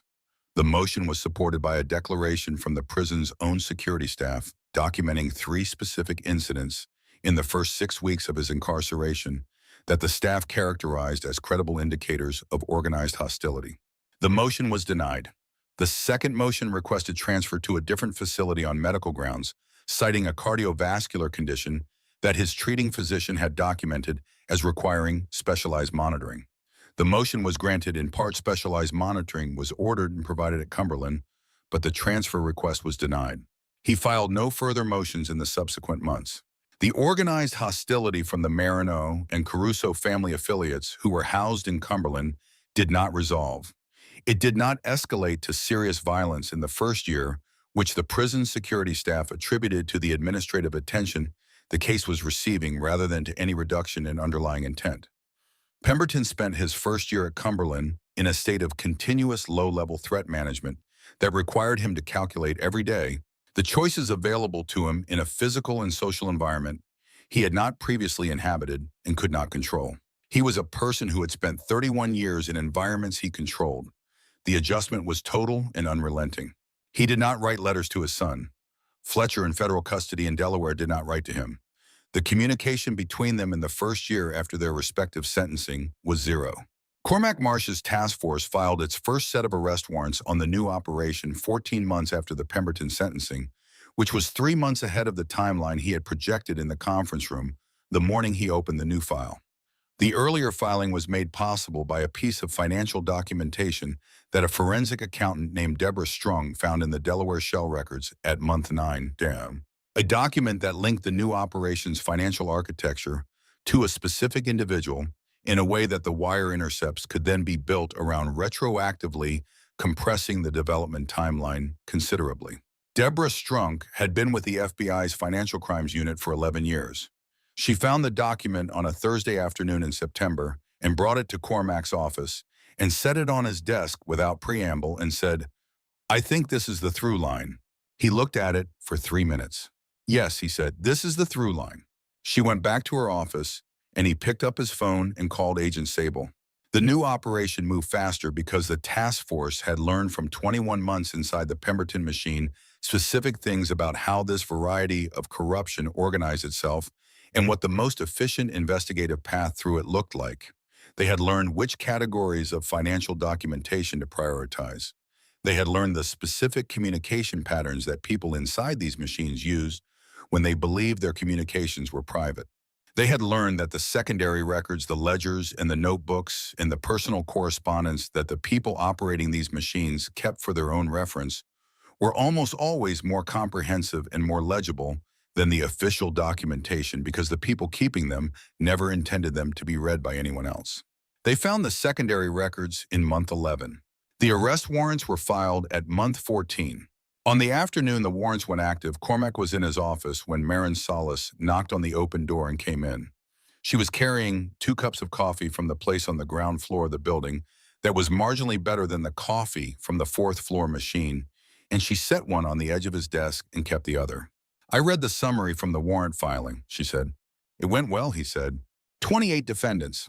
Preliminary count. There may be additional co-defendants identified in the course of the arrest process. She sat down in the chair across the desk. She looked at the drawing on the left side of his desk, which had been there since the day the padded envelope arrived from Penn Presbyterian.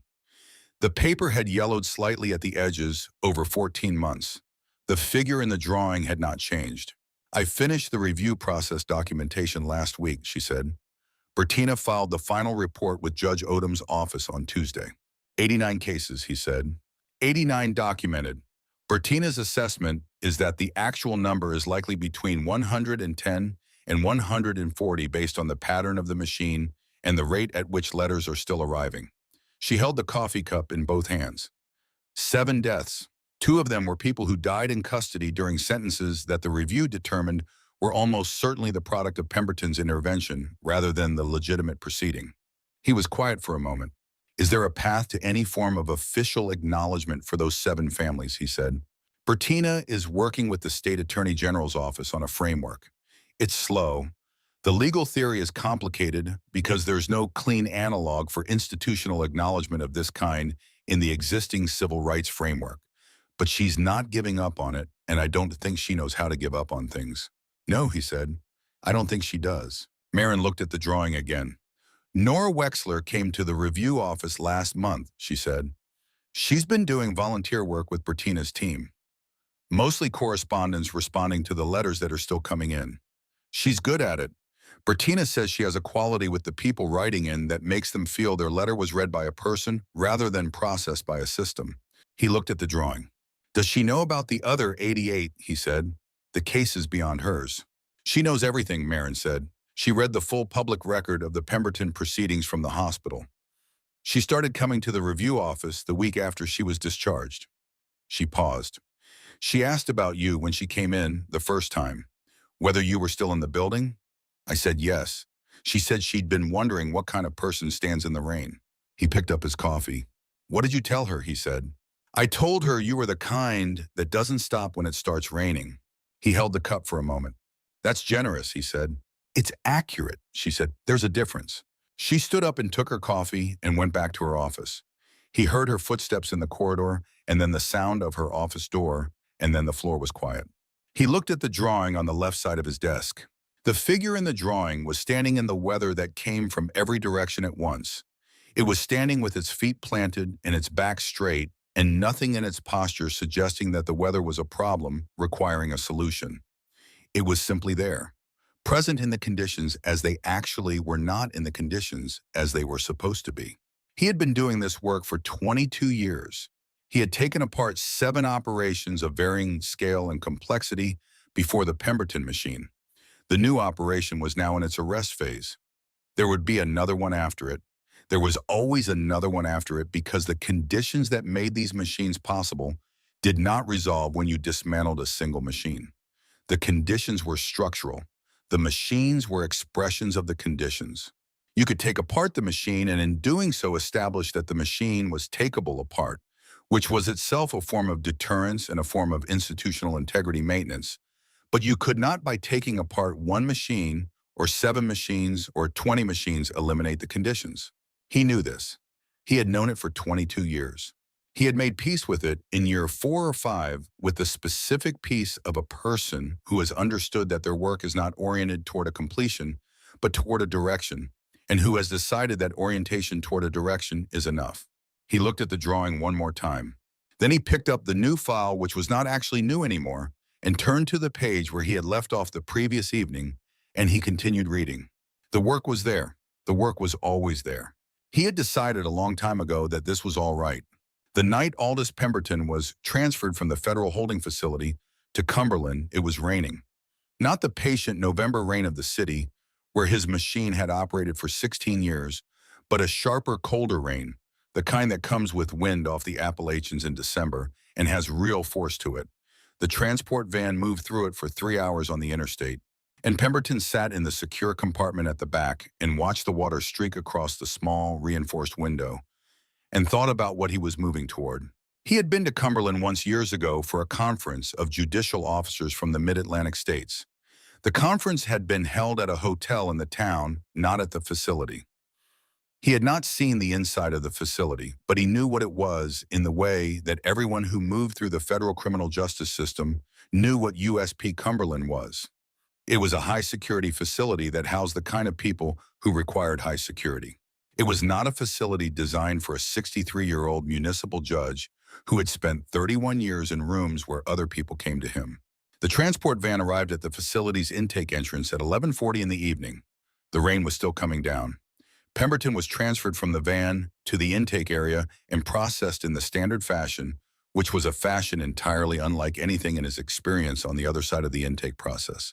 He was processed by people who were performing a function, not responding to who he was. Because who he was in this context was an intake number and a risk classification and a cell assignment, and the people processing him had seen many intake numbers and many risk classifications and many cell assignments, and had developed the specific kind of professional equanimity that comes from seeing the same varieties of human arrival many times. He was asked if he had any medical conditions requiring disclosure. He disclosed the cardiovascular condition. It was noted. He was told he would be seen by the medical unit in the morning. He was walked to his cell at 12:17 in the morning. The cell was 8 feet by 10 feet.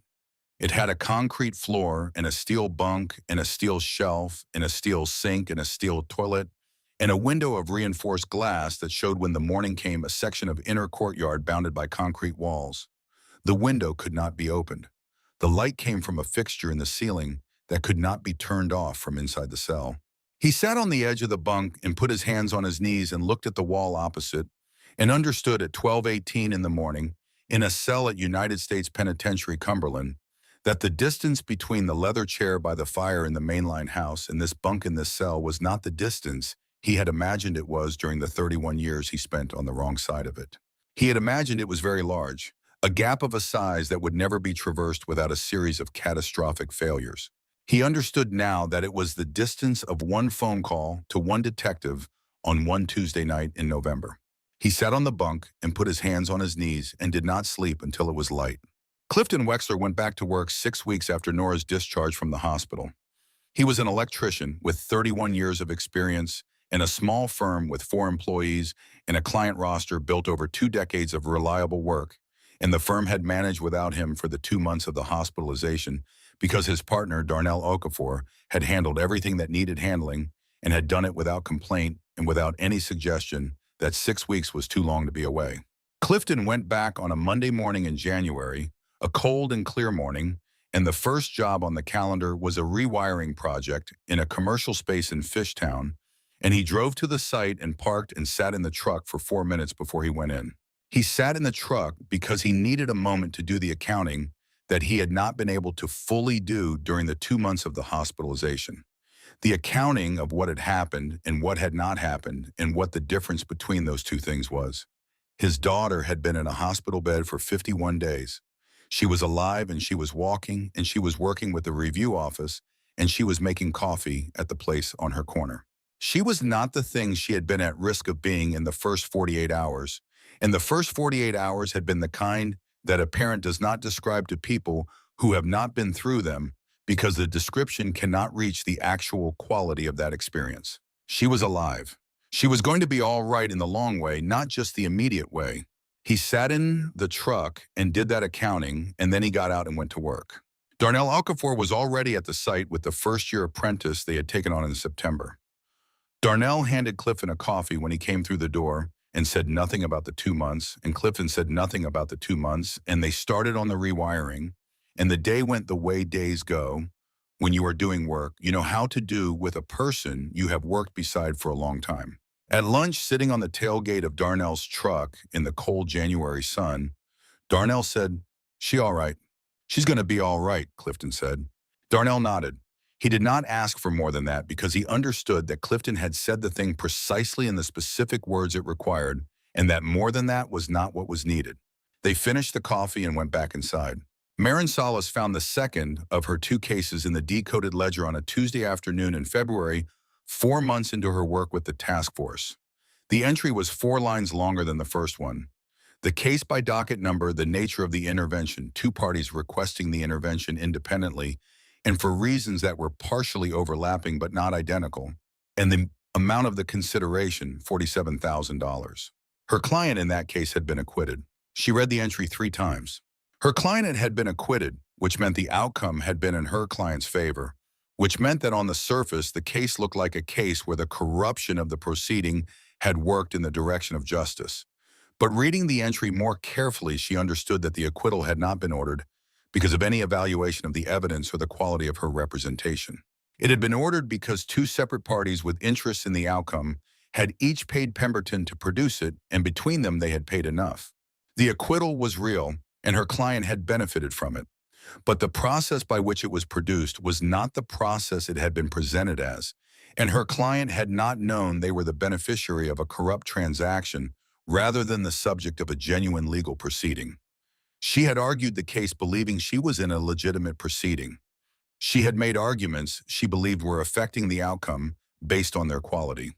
She sat with the entry for a long time. She thought about whether she was obligated to tell her former client about the entry and what that disclosure would mean for a person who had been living for 3 years since the acquittal, with the understanding that they had been through the legal process and emerged from it legitimately. The acquittal was not going to be reversed.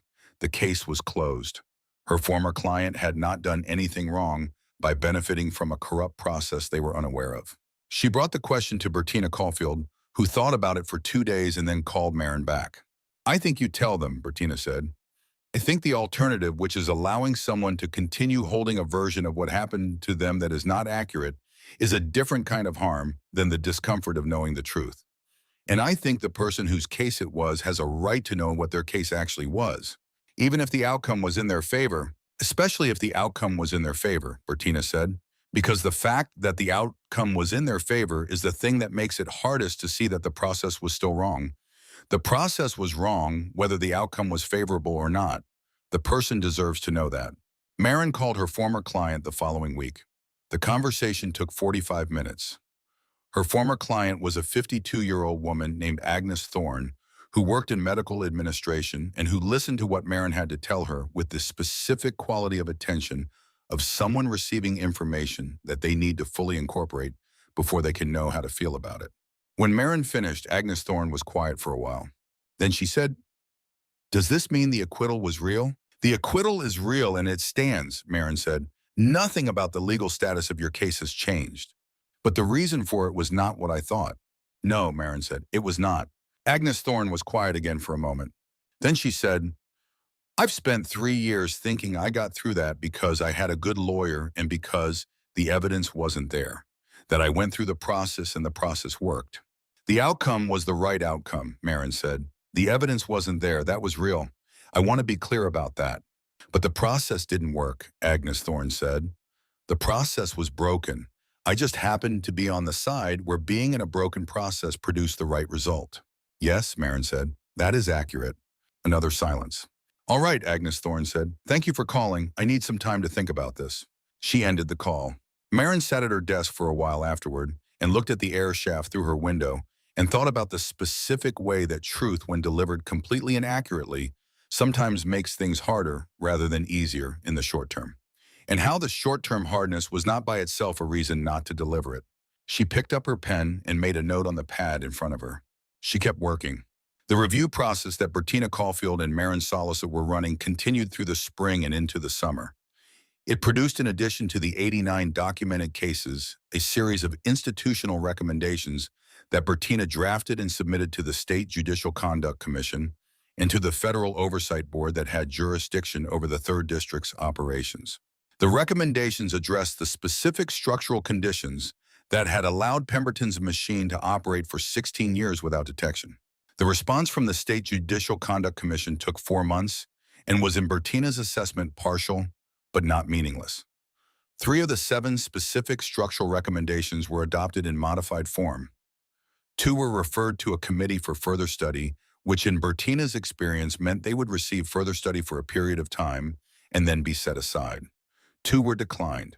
She documented the response and the gaps in the response and added the documentation to the public record of the review process. Nora Wexler read the documentation of the Commission's response on an evening in September, sitting at the kitchen table of her apartment with a cup of tea that had gone cold while she was reading. She read it twice. Then she put the document down and looked at the window and thought about what it meant that 3 of 7 structural recommendations had been adopted in modified form, and 2 had been referred to further study, and 2 had been declined. It meant that 3 things were different than they had been. Not enough, but 3 things. She picked up her phone and called Bertina Caulfield. "I read the response," she said. "What do you think?" Bertina said. "I think 3 out of 7 is not enough," Nora said. "I also think 3 out of 7 is 3 more than 0. She paused. "What happens next?" "We document the gaps," Bertina said. "We publish the documentation. We come back in a year and we ask again with the year of additional documentation supporting the ask." A pause. "This is how this kind of work goes. It does not resolve quickly." "I know," Nora said. "I'm not expecting quickly." She looked out the window at the September evening. "I'm expecting it to keep going, and I'm planning to keep going with it." Bertina was quiet for a moment. "Good," she said. "We need people who are planning to keep going." They talked for another 20 minutes about the specific cases in the additional 38 that the review had identified beyond the original 51 cases that required individual outreach to the affected parties, and about the logistics of that outreach, and about a potential meeting with the State Public Defender's Office to discuss systemic implications. When they finished, Nora set down the phone and looked at the window for a while. Then she picked up the pad she had been keeping her review notes in and turned to a fresh page and began to write. The year after Aldous Pemberton's sentencing produced in the people who had been most directly involved in his machines dismantling a series of experiences that were not dramatic in the way that the dismantling itself had been dramatic, but which were more durably significant. The dramatic part had taken place in courtroom 7C, and on the marble steps outside, and in the conference rooms of the federal building, and in the rooms where Harwick Sloan talked for 11 hours. What came after the dramatic part was the longer, quieter work of accounting for what the machine had done and attempting in the limited ways available to address it. Percival Dunk was promoted to detective in March, 8 months after the courthouse arrest. The promotion came through the standard process and was based on the standard metrics: his time and grade, his performance evaluations, his record. The voluntary statement and the commendation from the regional director were part of the record, but they were not the reason for the promotion, or at least not the stated reason. Dunk understood that in practice, the distinction between the stated reason and the actual set of reasons was not always perfectly clean, and he did not try to make it clean. He accepted the promotion and transferred to the Financial Crimes Unit, which was where he had wanted to be for 3 years, and where it turned out he had a particular aptitude for the kind of detailed document work that financial investigations required. He thought about Harwick Sloan occasionally. Not often, but occasionally. He thought about the hand on the back of his chair on the night of the Delaney booking, the casual weight of seniority deployed as a communication. He thought about what it had cost Sloan in the end to run that kind of operation for 11 years. Not the legal cost, which was innumerable. The other cost, the one that was harder to put a number on. The cost of spending 11 years doing work that required you to understand at some level exactly what you were doing to the people you were doing it to. He thought it must have been a large cost paid in installments, small enough to feel manageable until the total was not. He hoped he would recognize the installments if they ever started presenting themselves to him. He thought he would. He thought the 7 minutes he spent looking at the sealed record screen and the hand on the back of his chair had taught him something about what the early installments felt like, and that having felt them once made them more recognizable the next time. He thought that, but he was not certain of it, and the uncertainty kept him careful in a way that he thought was probably useful. Harwick Sloan served the first 18 months of his federal sentence at a facility in Virginia before being transferred as part of an administrative reorganization to a facility in Ohio. He had been in the general population at the Virginia facility without serious incident, which his attorney attributed to the level of cooperation he had provided to the federal investigation, which had become known within the facility's population in the way that everything becomes known within a facility's population. The cooperation had created a specific kind of social position for him, which was not a comfortable position, but was a position that did not carry the particular risks that the alternative position would have carried. He worked in the facility's maintenance department. He was good at it. He had the kind of practical mechanical knowledge that comes from 30 years of police work, where you learn to fix things because the things that need fixing are not always things you can call someone else to fix. He did not write letters to Aldous Pemberton. He had not expected to write letters to Aldous Pemberton, and when he examined the expectation, he found that what he had believed for 11 years was a relationship of mutual accommodation and shared interest had in fact been a relationship of an entirely different kind, visible in retrospect, in which the accommodation and the interest had been distributed quite unevenly. He wrote one letter to his wife Gloria in the 2nd month of his incarceration. She did not respond. He wrote a 2nd letter in the 4th month. She did not respond to that one either. In the 6th month, he received a piece of correspondence from an attorney's office in Philadelphia that was not a letter from Gloria, but was a letter about Gloria concerning the formal dissolution of their marriage and the division of assets under Pennsylvania law. He wrote a response to the attorney and then sat in the small area outside the maintenance building where inmates were permitted to take air in the afternoons and thought about the 23 years of his marriage and what he could identify sitting with it now as the point at which the trajectory of those years had been decisively shaped by the first of the small accommodations. He could identify the point. He had known at the time that it was a point. He had told himself the things people tell themselves at such points about the exceptionality of the circumstance, about the one-time nature of the departure from what he would otherwise have done. He had made the departure and then made it again and then again until the departure was the path. He sat with this understanding in the pale winter sun outside the maintenance building and did not try to make it into anything other than what it was. Fletcher Pemberton received a letter from his father in the 7th month of his incarceration. It was the first communication between them since the morning of the arrest. The letter was 3 paragraphs. The first paragraph described in general terms Aldous Pemberton's physical circumstances at Cumberland. The second paragraph described his legal proceedings and the status of his motions. The third paragraph said, "I understand that you did what you needed to do. I am not asking you to respond to this letter. I am sending it because I want you to know that I understand it and that I do not hold it against you." Fletcher read the letter twice. Then he put it in the drawer of the steel desk in his cell and did not take it out again for 6 weeks. When he took it out in the 6th week, he read it again.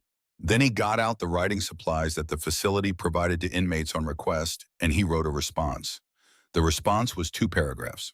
The first paragraph said, "I am not going to say that I did what I needed to do because I am not sure that is accurate. I did what I did because I was frightened, and because you had spent 23 years teaching me that frightened was the worst thing to be, and that the solution to frightened was to make the problem go away as quickly as possible, which is what I tried to do when I called you, and which is what you tried to do when you called Sloan." The second paragraph said, "I do not know yet what I want our relationship to be. I think I need more time to understand what our relationship actually was before I can figure out what I want it to be going forward. I will write again when I have had more time." He sealed the letter and put it in the outgoing mail. His father received it 3 weeks later. He read it twice.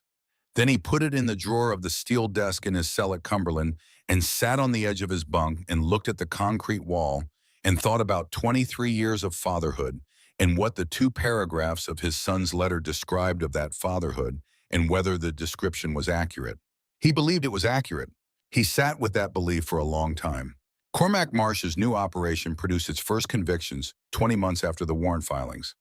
Not all 28 defendants were convicted in that first round. 5 had taken their cases to trial, and 3 of those trials were still in progress. But 23 defendants were convicted in the first round through a combination of plea agreements and verdicts, and the sentencing for those 23 produced sentences ranging from 4 years to 22 years, with the individual at the top of the organizational chart receiving a sentence of 28 years on the primary charges. The day the last of the initial convictions was recorded, Cormac Marsh was in his office at 7 in the evening, still at his desk working through the documentation requirements for the next phase of proceedings. Agent Sable knocked on the open door and came in with 2 cups of coffee from the ground floor place and set one on the edge of the desk. 23, Sable said. 23 so far, Cormac said. The 3 remaining trials are going to run at least through the spring. Sable sat down in the chair across the desk. He looked at the drawing on the left side of the desk, which was now 20 months old, and had acquired the specific weathered quality of something that has been in the same place for a long time. "You know what I keep thinking about," he said. "What?" "The 45 minutes you were on the ground in the rain before Sloan got you in the cruiser. I was watching through the camera, and I kept thinking all I have to do is send one agent out of the van, and this is over in 30 seconds. And you said stand down." "We needed the inside," Cormac said. "I know why you said it. I'm saying I keep thinking about the 45 minutes and about what it took to make that call and hold it." He looked at the desk. "Most people would have said, 'Pull me out.'" Cormac picked up the coffee.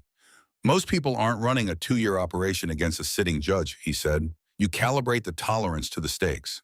"Is that what it is?" He looked at the drawing for a moment. "It is also," he said, "that I knew the evidence was real. And when the evidence is real and you are certain of that, you can afford to be patient about the timing. It's the uncertainty that makes people pull out early." He set the coffee down. "We were not uncertain." Sable nodded. He sat with that for a moment. Then he picked up his coffee and stood up. "Spring it," he said. "The 3 remaining trials." "Spring," Cormac confirmed. Sable went back to his office. Cormac looked at the drawing on the left side of his desk, at the figure standing in the rain with its feet planted and its back straight, and nothing in its posture suggesting that the conditions it was standing in required a response other than continued presence. He had been doing this work for 22 years, and he was 51 years old, and he had in those 22 years taken apart 8 operations of varying scale and complexity, including the Pemberton machine and the new operation, and 6 others that people outside the specific world of federal anti-corruption work would not have heard of. The work did not get easier with experience. Experience made you better at certain parts of it and more aware of the difficulty of other parts. The awareness of the difficulty was not the same thing as the difficulty diminishing. The difficulty stayed approximately constant. You became better at carrying it. Yeah. He thought about Nora Wexler, who was 23 years old and had spent 2 months in an ICU, and was now going to the review office and responding to letters from people who had been through Pemberton's machine and calling Bertina Caulfield to talk about what 3 out of 7 structural recommendations meant and planning to keep going. He thought about what it had taken to produce that. Not the operation, not the 21 months and the 72 hours in the holding cell and the preliminary hearing. The other thing, the thing that had started before the operation when whoever had been in that machine first decided to keep going despite the conditions, and when the machine's victims had decided to come forward rather than to absorb what had been done to them in silence. The work that he did was possible because people like that existed. He looked at the drawing one more time. Then he turned back to the documentation on his desk and kept working. The rain came back to Philadelphia in November, a year after Aldous Pemberton's sentencing, with the same patient cold accumulation as the November before and the November before that. The city absorbed it the way it always absorbed November rain, with the practiced equanimity of a place that has been doing this for a long time and has learned that the rain does not last and the cold does not last, and the particular variety of darkness that a Philadelphia November produces over the course of a gray afternoon is not a permanent condition. Nora Wexler walked to the review office through it one Tuesday morning, her collar up and her hands in her jacket pockets, moving at the pace of someone who has somewhere to be and is not bothered by the weather between here and there. She passed the intersection on Callaway Street where the accident had happened. She did not stop. She glanced at it as she passed the way you glance at a place that holds something significant without requiring you to stop and stand in it every time you go by. She had stood there in the weeks after her discharge several times. She had done the standing that she felt she needed to do. Now she walked past it with a glance and kept going. The review office was 3 blocks further. She went in and hung up her jacket and poured coffee from the pot that Bertina Caulfield always had going by 7:30 and sat down at her desk and opened the correspondence file. There were 11 new letters. She picked up the first one and began to read. Outside, the rain came down on the city with the patient, impersonal consistency of weather that has no agenda and no awareness of what it falls on. It fell on the courthouse where Aldous Pemberton had operated his machine for 16 years. It fell on the federal building where Cormac Marsh's task force was currently 6 months into the proceedings against the 28 defendants of the new operation. It fell on the streets where Harwick Sloan had driven through, looking for someone to put in a story and had found the wrong person. It fell on Callaway Street, on the intersection where a Tuesday night in November had produced a particular set of events that had led in ways that were long and complicated and not always clean to 89 documented cases, and a review office and 11 new letters on a Tuesday morning desk and a drawing on the left side of a federal agent's desk that had been there for a year and a half and would be there for a long time more. Nora Wexler read the first letter, then the second, then the third. She kept going. The spring that followed that November brought to the federal proceedings against the new operation's remaining 3 defendants 2 convictions and 1 acquittal. The acquittal was a person at the middle of the organizational chart whose specific role in the financial architecture had been documented primarily through circumstantial evidence. Evidence that the forensic accounting team considered sufficient and that the jury after 3 days of deliberation did not consider sufficient. The acquittal was a loss. Cormac Marsh accepted it the way you accept losses in work that is measured not by perfect records, but by the direction of the accumulated effort over time. The 2 convictions were the individuals at the second and third levels of the organizational chart whose roles had been documented through a combination of wire intercepts, financial records, and the cooperation of 2 lower-level defendants who had accepted plea arrangements in the first round. They received sentences of 17 years and 11 years, respectively. The person at the top of the organizational chart, whose 28-year sentence was the longest of the 25 convictions the operation had ultimately produced, was 64 years old at sentencing. He had been in his position for 24 years, which was 8 years longer than Aldous Pemberton had operated his machine in Philadelphia. The scale had been larger. The penetration of municipal structures had been deeper. The financial architecture had been more sophisticated. The machine had operated for 24 years because no one inside or adjacent to it had looked at it with sustained, rigorous attention over sufficient time. This was not because the people inside or adjacent to it lacked the capacity to look. It was because the machine had been designed with considerable skill to make sustained, rigorous attention difficult to maintain and to make the results of that attention easy to discount when it produced results. Machines like this were always designed that way. Cormac Marsh's task force had spent 20 months developing the sustained, rigorous attention that the design was intended to prevent and had maintained it until the results were impossible to discount. That was the work. That had always been the work. He submitted the final operational report to the director's office on a Thursday afternoon in April, 6 months after the last conviction. The report was 240 pages and represented the complete documented record of the operation from its inception through the final appeal proceedings, which had concluded the preceding month, with the appeals court upholding the 23 first-round convictions without modification. He sent the report, closed the file, and opened the desk drawer on the left side of his desk. Inside the drawer was a new file. Different city, different jurisdiction. Preliminary materials only assembled by the analytical team at his request based on patterns identified during the financial forensics of the operation he had just closed. Possible early indicators of a similar machine in an earlier stage of development. Nothing yet that was evidence. Patterns that, if they held under closer examination, could become evidence. He took the file out of the drawer and set it on the right side of his desk. He looked at the drawing on the left side at Nora Wexler's figure standing in the rain, which was now 2 years old, and had the specific worn quality of something that has been in a particular place long enough to become part of that place. He looked at the new file. He opened it to the first page. He began to read with the patient, sustained, rigorous attention of a person who understood that the work was not measured by any single outcome and was not oriented toward a completion and required, above all things, the willingness to keep going in the direction of it, regardless of the conditions. Outside his window, the spring afternoon was clear and bright and entirely without rain, the kind of April afternoon that Philadelphia produces occasionally as a reminder that it is capable of such things.